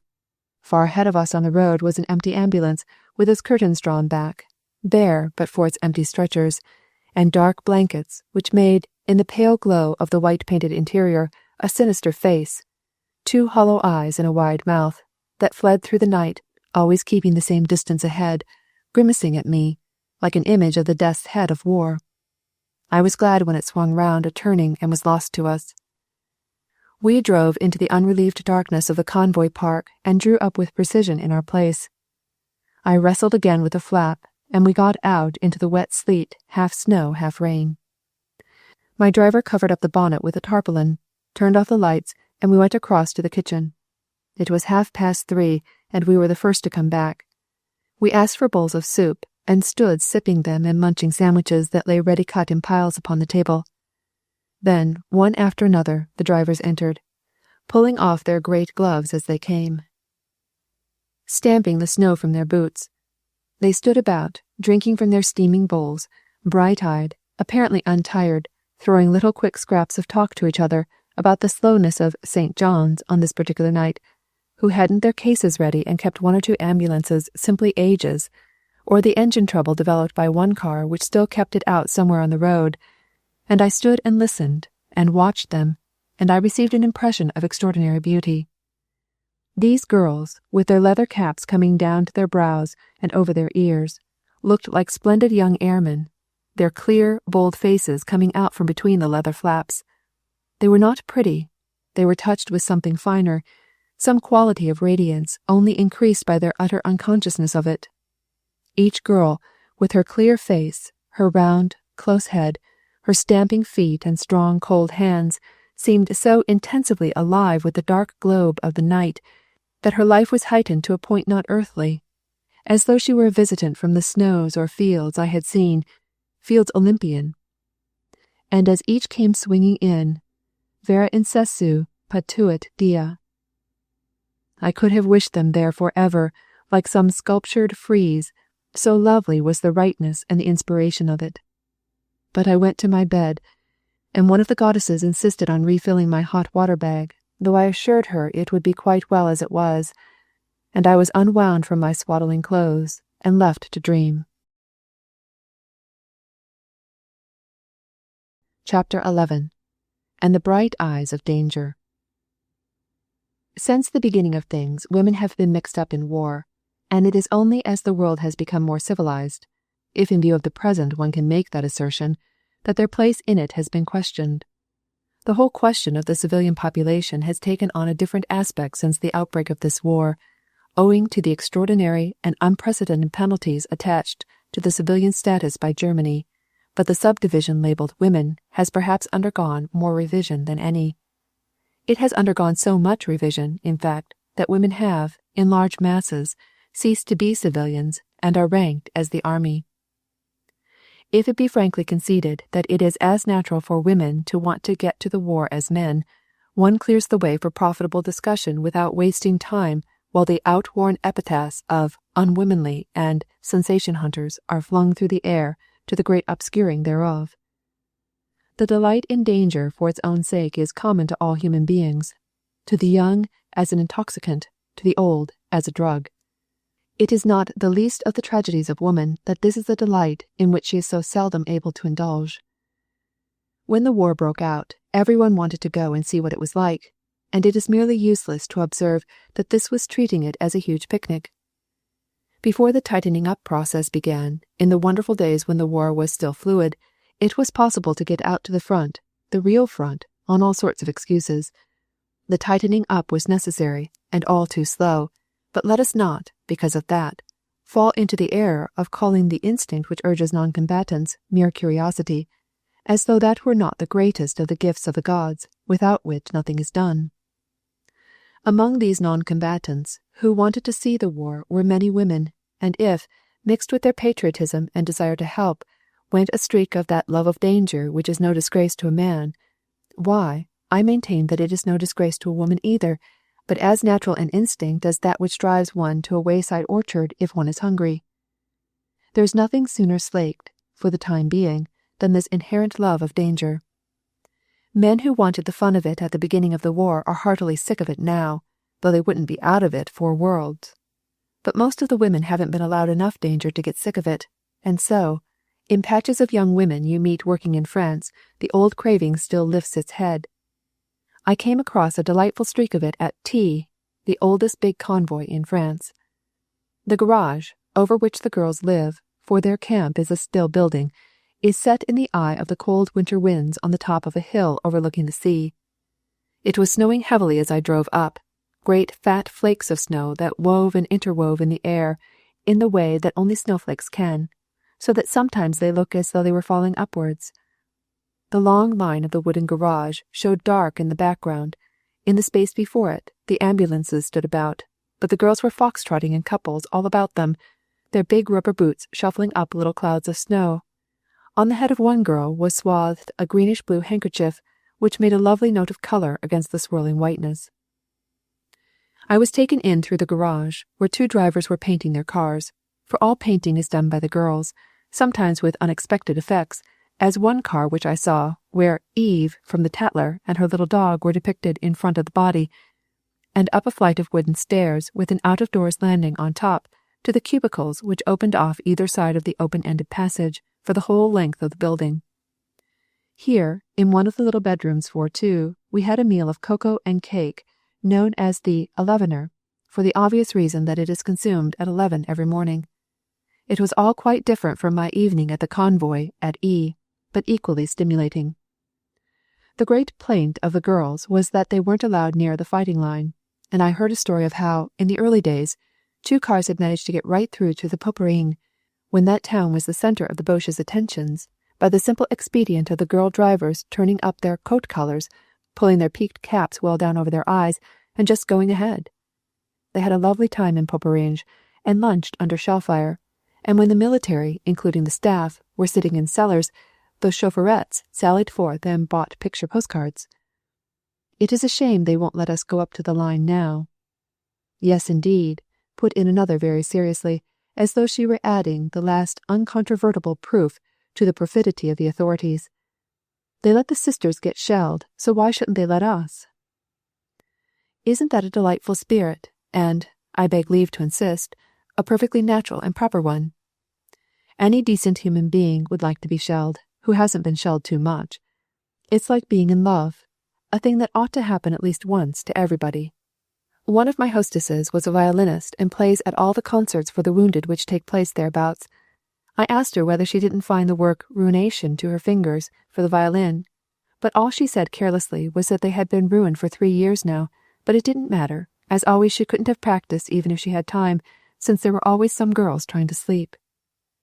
And what do the local French people think of these young girls in their midst, who work like men and are out in all weathers and drive the soldiers wounded in the great common cause? They're quite charming to them, and indeed, when they first came, the French met them at every station with bouquets of flowers, so that the girls, pleased and embarrassed, English fashion, had a triumphal progress.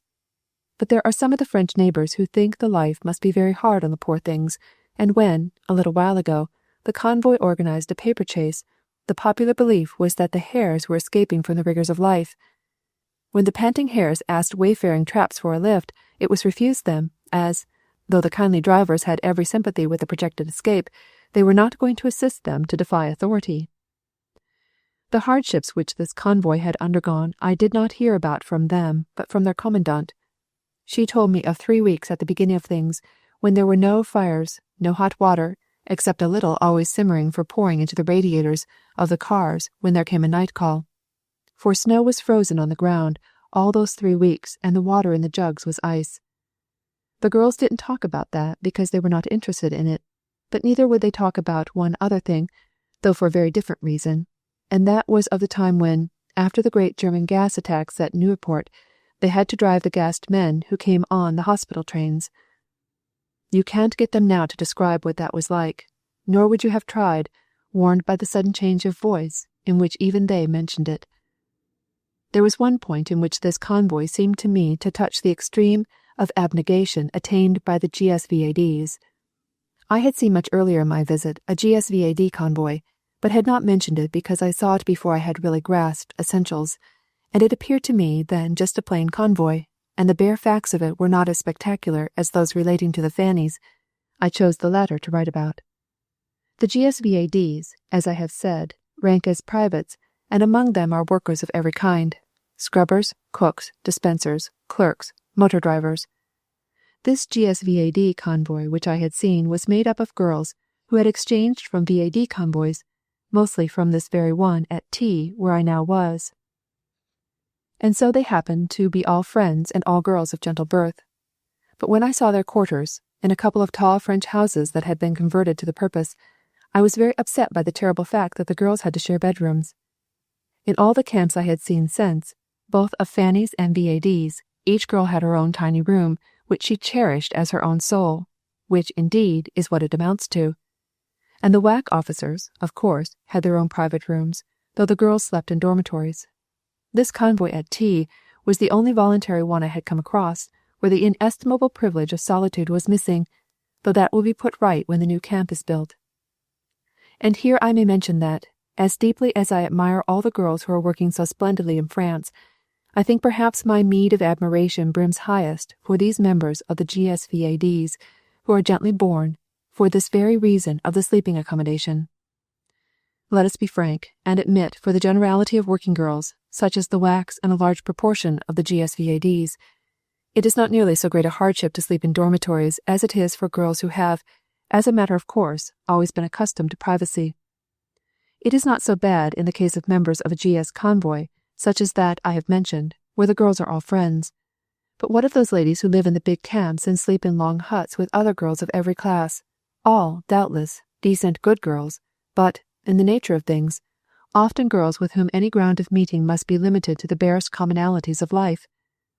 Also sometimes those in authority, those who are and always were professionals, not amateurs, have been known to use the power given to them, by the inferior rating of these girls, to make them rather miserable. Personally, I have long had a theory which will doubtless bring down on me howls of rage from those who will say I am decrying the most noble of professions, that women are not meant to be nurses. It brings out all that is worst in them. The love of routine for its own sake, that deadly snare to which women and government officials succumb so much more easily than do men, is fostered in them.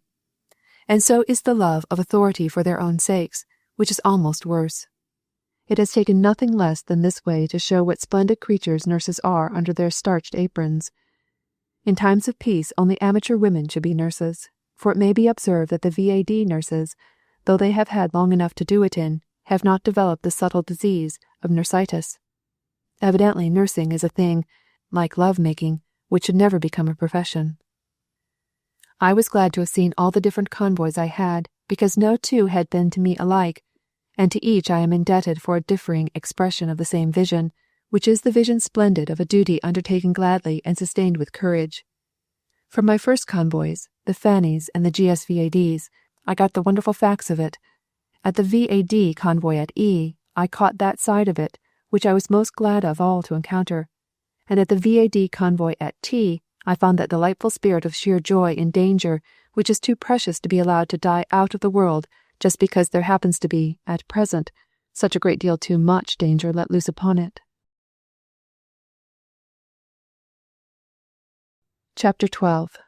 Rest. The snow danced in a fine white mist over the ploughed fields, and drove perpetually against the northerly sides of the tall, bare tree trunks that lined the way for miles, hardly finding a hold upon the smooth flanks of the plains, but sinking into the rough-barked limes till they looked dappled with their brown ridges and the white veining, and oddly as though covered with the pelt of some strange animal. High in the web of bare branches, the clumps of mistletoe showed as filigree nests for some race of fairy birds. Gracious country this, for all the desolate whiteness. It lay in great rolling slopes with drifts of purplish elms in the folds, and on the levels winding steel-dark streams along whose banks the upward-springing willows burned an ardent rust color. And as the car rocked and bounded along, and the wind-screen first starred in one place, then in another, then fell out altogether, one got a better and better view of it all. What a wonderful people the French are for agriculture! Hardly a man did I see all the days I motored about and about, but I saw mile after mile of cultivated land, the somberly clad women or boys guiding the snow-plows, the rough-coated horses pulling patiently, white horses that looked pale against the bare earth, but a dark yellow when the snow came up to show the tarnishing that the service of man brings upon beasts. Several times I saw English soldiers ploughing, and rejoiced. We came into the town that was our bourne in the grey of the evening, past the grey glimmer of the river between its grey stone quays, past the grey miracle of the cathedral, and then, in the rapidly deepening dusk, turned in through great wrought iron gates into a grey courtyard. It may have been gathered that, as much as I admired both their practical perfection and their spiritual significance, I am no lover of camps, which seem to me among all things man created upon God's earth about the most depressing. I had lived and moved and had my being in camps, it seemed to me, for countless ages. The edges of my soul were frayed with camps. From the moment of walking into the old house at R, a wonderful sense of rest that brooded over the place enveloped me. The thing had an atmosphere, impossible to exaggerate, though very difficult to convey, but I shall never forget the miracle that house was to me. It was a hostel for the relations of wounded, and there are in France at present some half-dozen of these houses, supported by the Joint War Committee of the Red Cross and the Order of St. John, and staffed by VADs. At all of them the relations of badly wounded are lodged and fed free of charge, while cars meet them and also convey them to and from the hospital. This much I knew as plain facts. What I had not been prepared for was the breath of exquisite pleasure that emanated from this house. The house was originally a butter market, and the entrance room, set about with little tables where the relations have their meals, has one side entirely of glass. The lounge beyond, which is for the staff, is glass-roofed, while that opening on the right hand of the dining room, the lounge for the relations, has long windows all down the side. So it will be seen that light and air are abundant on the ground floor of the hostel, in spite of the fact that it looks on to a courtyard. From the relations' lounge, with its slim vermilion pillars ringed about with seats like those round tree trunks, there goes up a curving staircase of red tiles, with a curved baluster of oak, greyish with age, a griffin sitting upright upon the newel. Up this staircase I was taken to my room, and there the completion of peace came upon me. One could see at a glance it would be quiet, beautifully quiet. Its window gave on to the sloping grey flanks of pointed roofs, and showed a filigree spire, prickling the pale bubble of the wintry sky. Its walls were panelled from floor to ceiling, its hangings of white and vermilion, its floor dark and polished, and on the wide stone hearth burned a wood fire.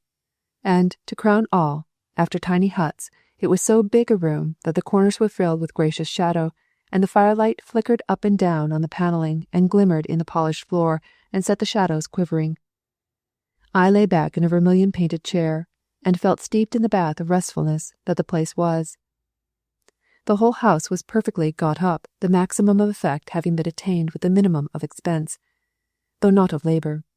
It all having been achieved under the direction of a former superintendent with a genius for decoration, who is now VAD area commandant and still lives at the hostel. The evening I arrived there, she and the staff were busy stenciling a buff bedspread with blue galleons in full sail, varied by gulls.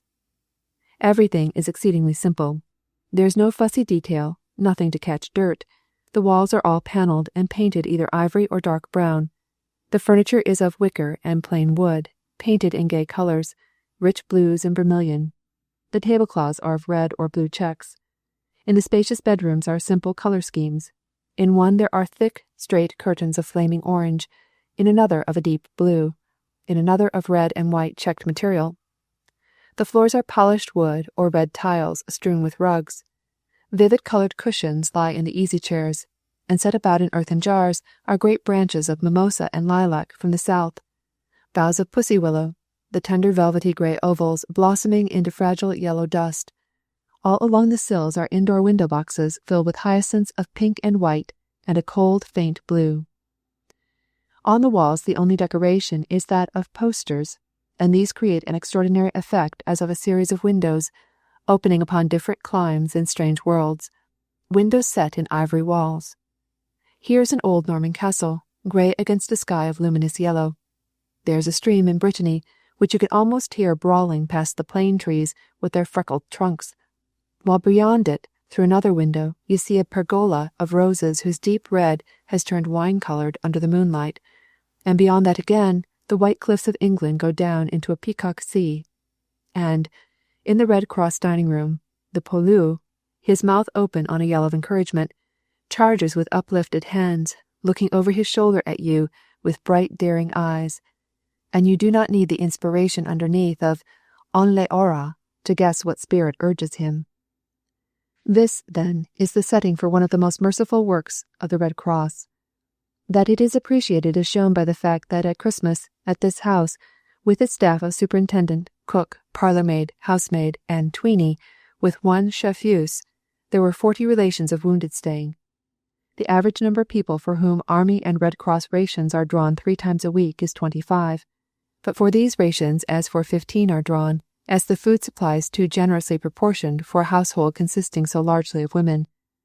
But it will be seen that with a constantly fluctuating population the task of housekeeping is no easy one, though it is tackled by the voluntary staff with gaiety and courage.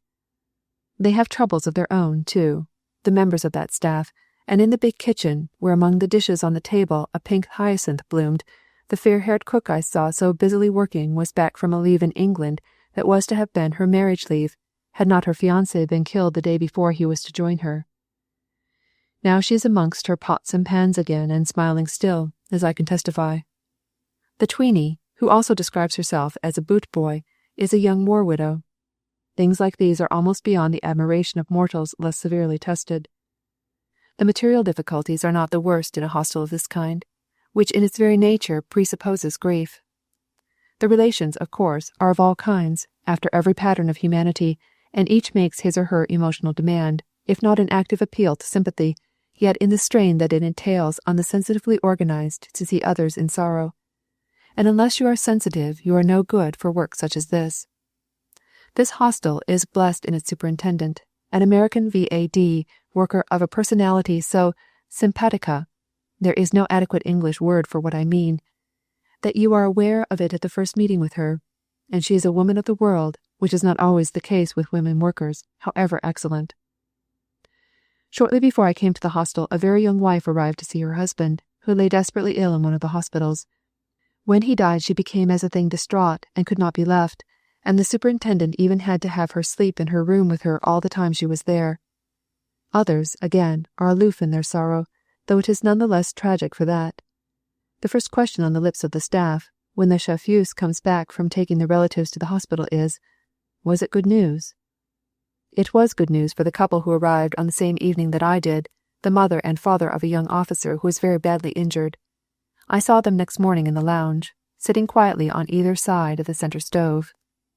A businessman and his wife, as neat, he in his serge suit, she in her satin blouse and carefully folded lace and smooth grey hair, as if they had not been travelling for a day and a night on end, racked by anxiety, though you could see the deep lines that the strain had left.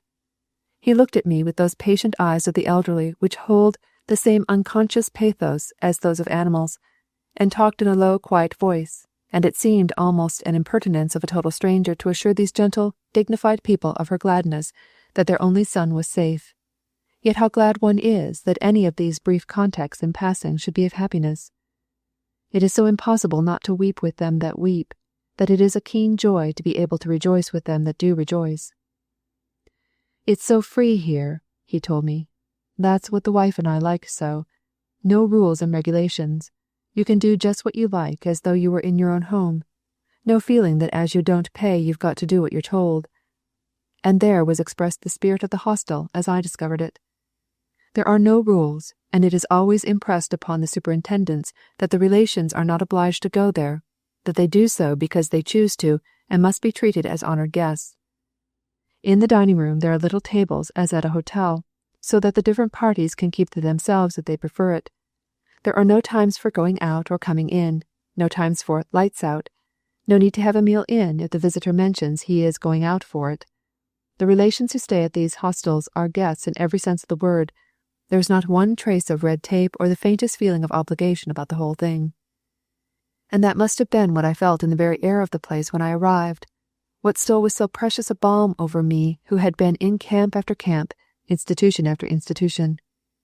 This place, with its quiet walls and its grey shutters wing-wide upon its grey walls, was not only beautiful and rich with that richness only age can give, it was instinct as well with freedom and with peace. Chapter 13. General Servants and a General Question. I have left till the last what to some people will be the dullest, and what is certainly the least spectacular, of all the work done by the women in France, but what is to me perhaps the most wonderful and admirable of all. I mean that of the domestic staffs. For there is something thrilling about driving wounded, something eternally picturesque about nursing them, but there is no glamour about being a general servant. A general servant, year in, year out, with no wages at that, for I talk of the voluntary staffs, girls of gentle birth and breeding who deliberately undertake to wash dishes and clean floors and empty slops day after day. I think heroism can no higher go, and I am not trying to be funny. I mean it. All the voluntary camps I had seen, all the hostels, the rest stations, and many hospitals, are staffed by voluntary domestic help, and the girls they wait upon, the drivers and secretaries and such like, are eager in recognition of them. But that seems to me about all the recognition they do get.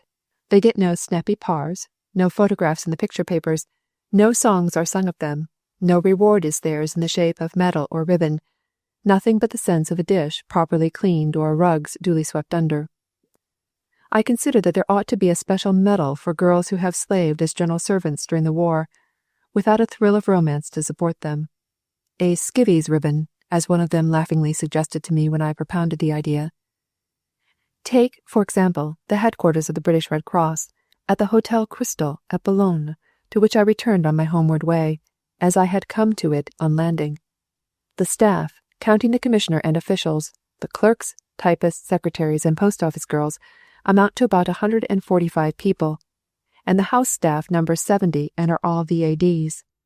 The Hotel Crystal is also the headquarters for all Red Cross people going on leave or arriving there from Boulogne, and all have to report there.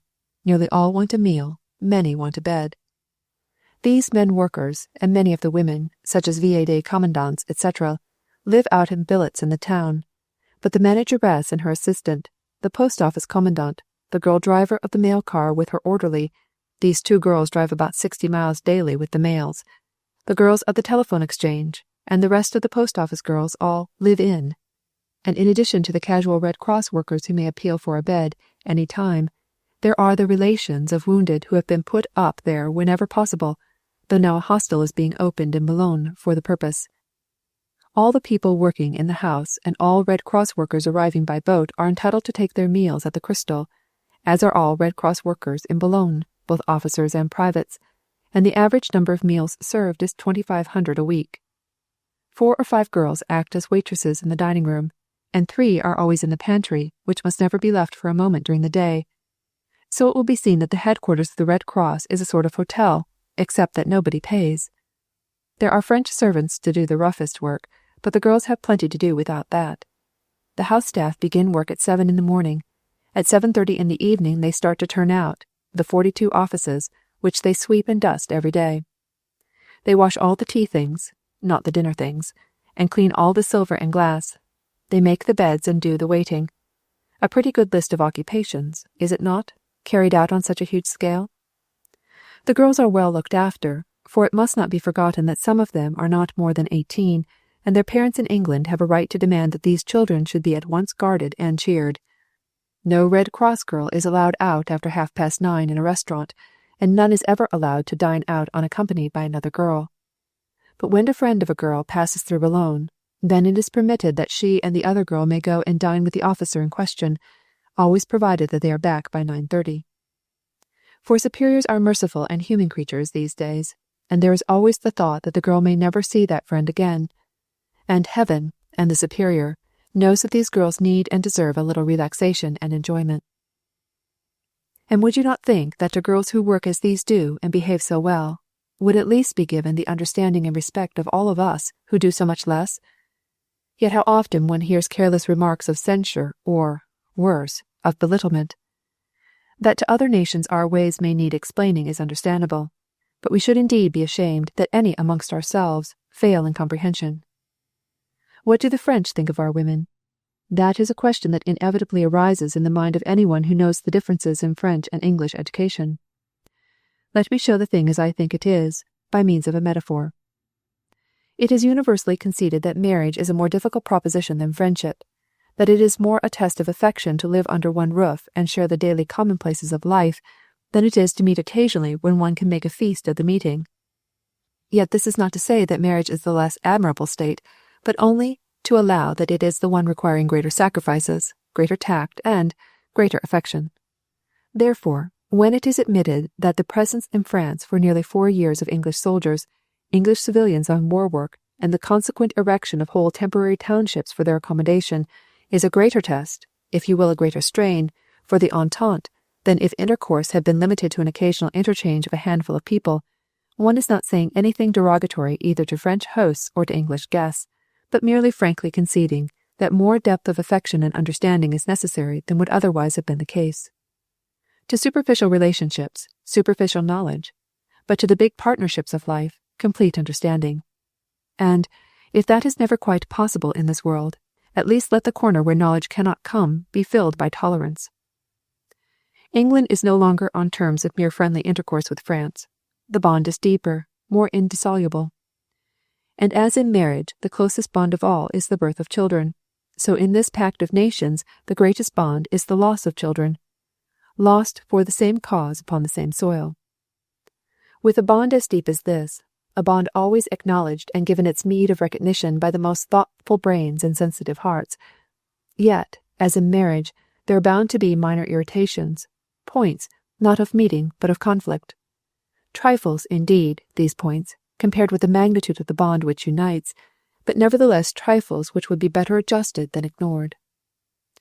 In the first place, we must recognize that though the things which unite us, our common ideals, our common needs, are far stronger than any difference in our modes of thought, yet those differences exist, and that, in marriage, it is often said that it is the little things which count. Heaven forbid that we should so lose sense of proportion as to say it when the matter in hand is the marriage of nations, but nevertheless it is well not entirely to forget it. And, of all the differences in customs between us, there is probably none more marked than our way of treating what is known, loosely and with considerable banality, as the sex problem. This is not the place to discuss those differences, though, as one who has known and loved France all her life, I may mention that, personally, I see much to admire in the French system, and could wish that we emulated it, but that is neither here nor there at the moment. France has probably evolved for the happiness and welfare of her womenkind the sort of life which suits best with their temperament and circumstances. Women, like water, find their own level, and no one who knows France, and knows the devotion, the business capacity, and the good works of her women, imagines them to be the butterfly creatures that English fancy used to paint them 20 or 30 years ago. As a matter of fact, the present writer had occasion, 2 winters ago, to make a close study of the varied scope of women's work in France, the hospitals for training of femmes du monde, the schools like Le Foyer, for the training of young girls of the upper classes to help their poorer sisters, etc., etc. All works carried on unostentatiously long before the war broke upon us and proved their usefulness. The butterfly French women underwent, before the war, a far more serious social training than did the happy-go-lucky English girl, and was better equipped in consequence with a knowledge of economic conditions than the untrained Englishwoman could be. But we too have our quality, and I rather think it to be found in the greater freedom which we are allowed. We were not so well trained, but freedom stepped into the place of custom and gave the necessary attitude of mind, that unprejudiced, untrammeled attitude which is essential to the quick grasping of a fresh meter. That is where our method, or, if you prefer it, our lack of method, helped us, even as their training helped the French.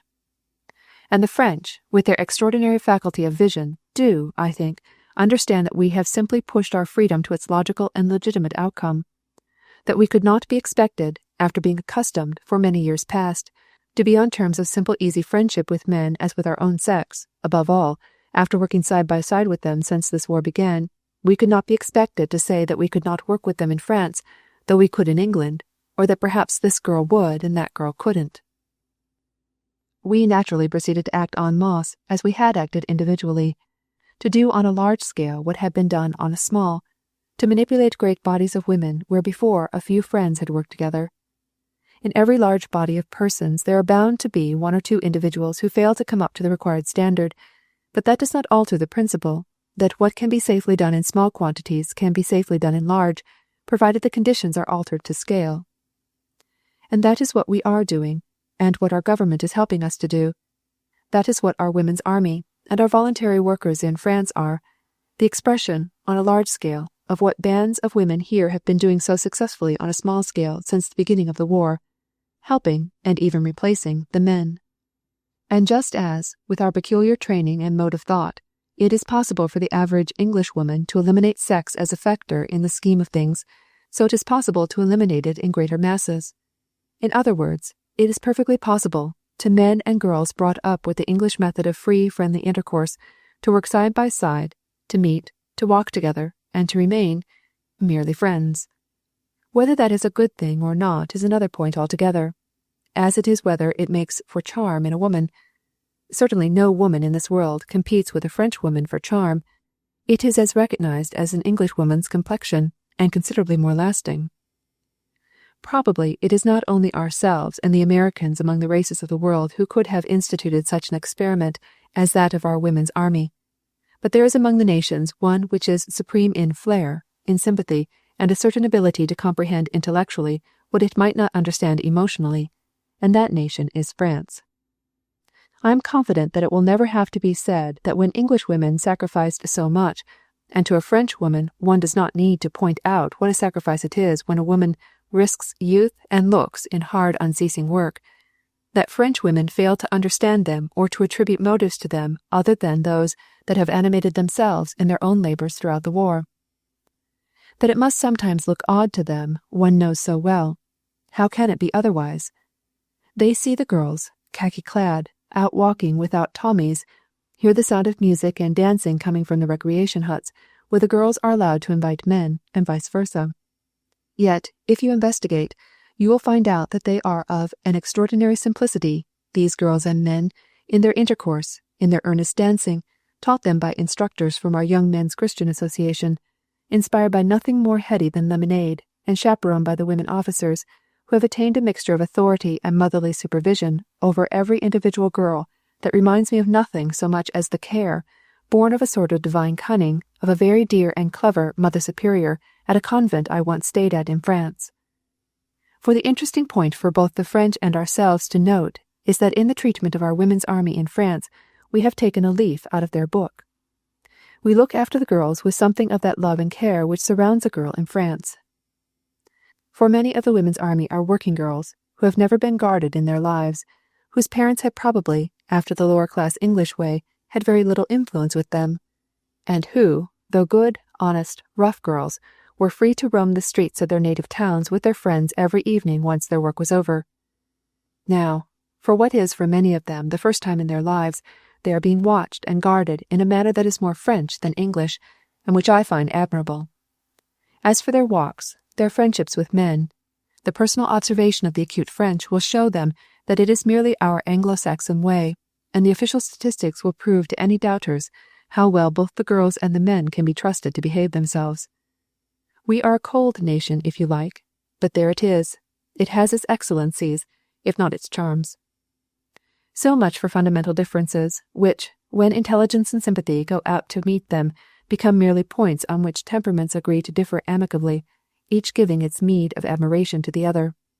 And for minor matters, little things of different customs only, that nevertheless, occasionally, in the strain of this war, ruffle even friends, I would say something like this, which is in the hearts of us all.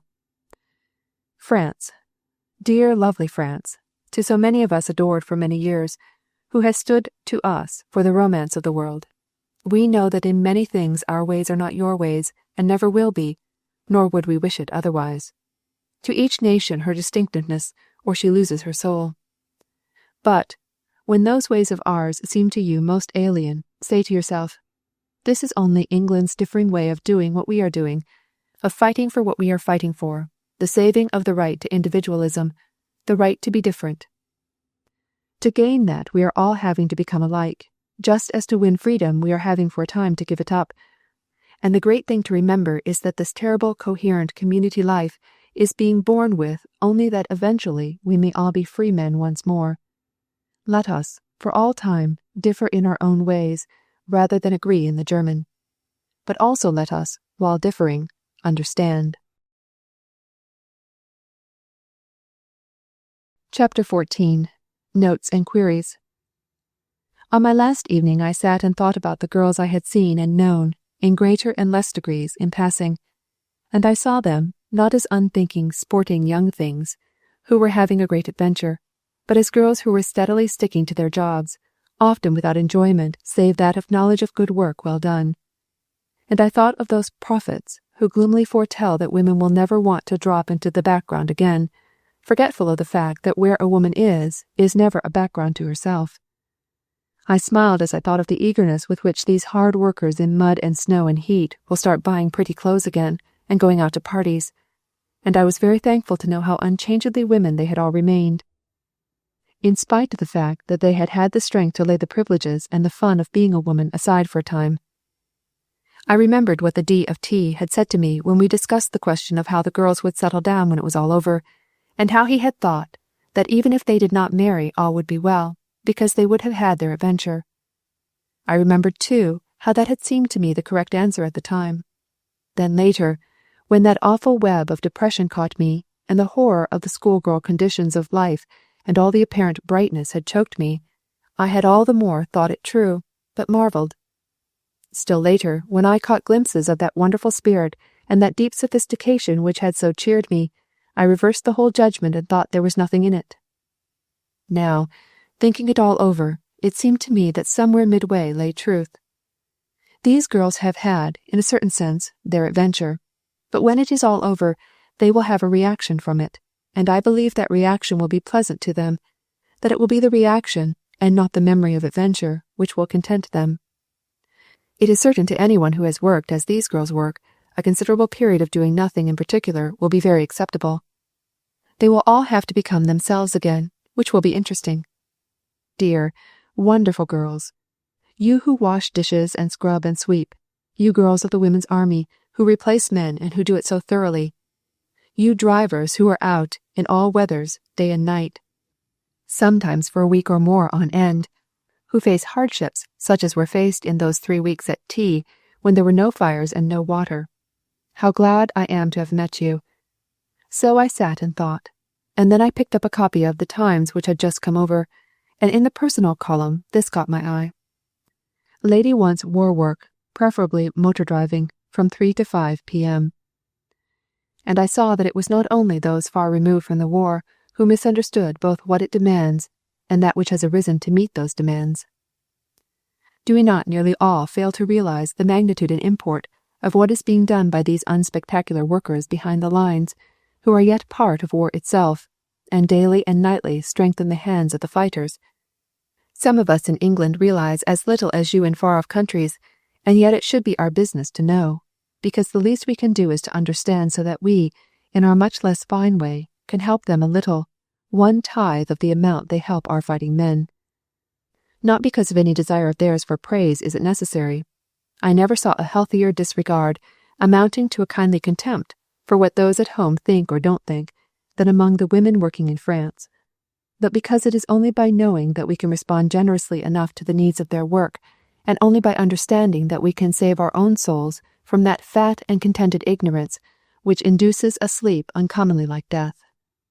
Nor, as long as we listen to the girls themselves, are we in any danger of thinking too much of them or of their work. Not a woman I met, English or American, working in France, but said something like this, and meant it. What, after all, is anything we can do, except inasmuch as it may help the men a little? How could we bear to do nothing when the men are doing the most wonderful thing that has ever been done in the world? End of The Sword of Deborah by F Tennyson Jesse.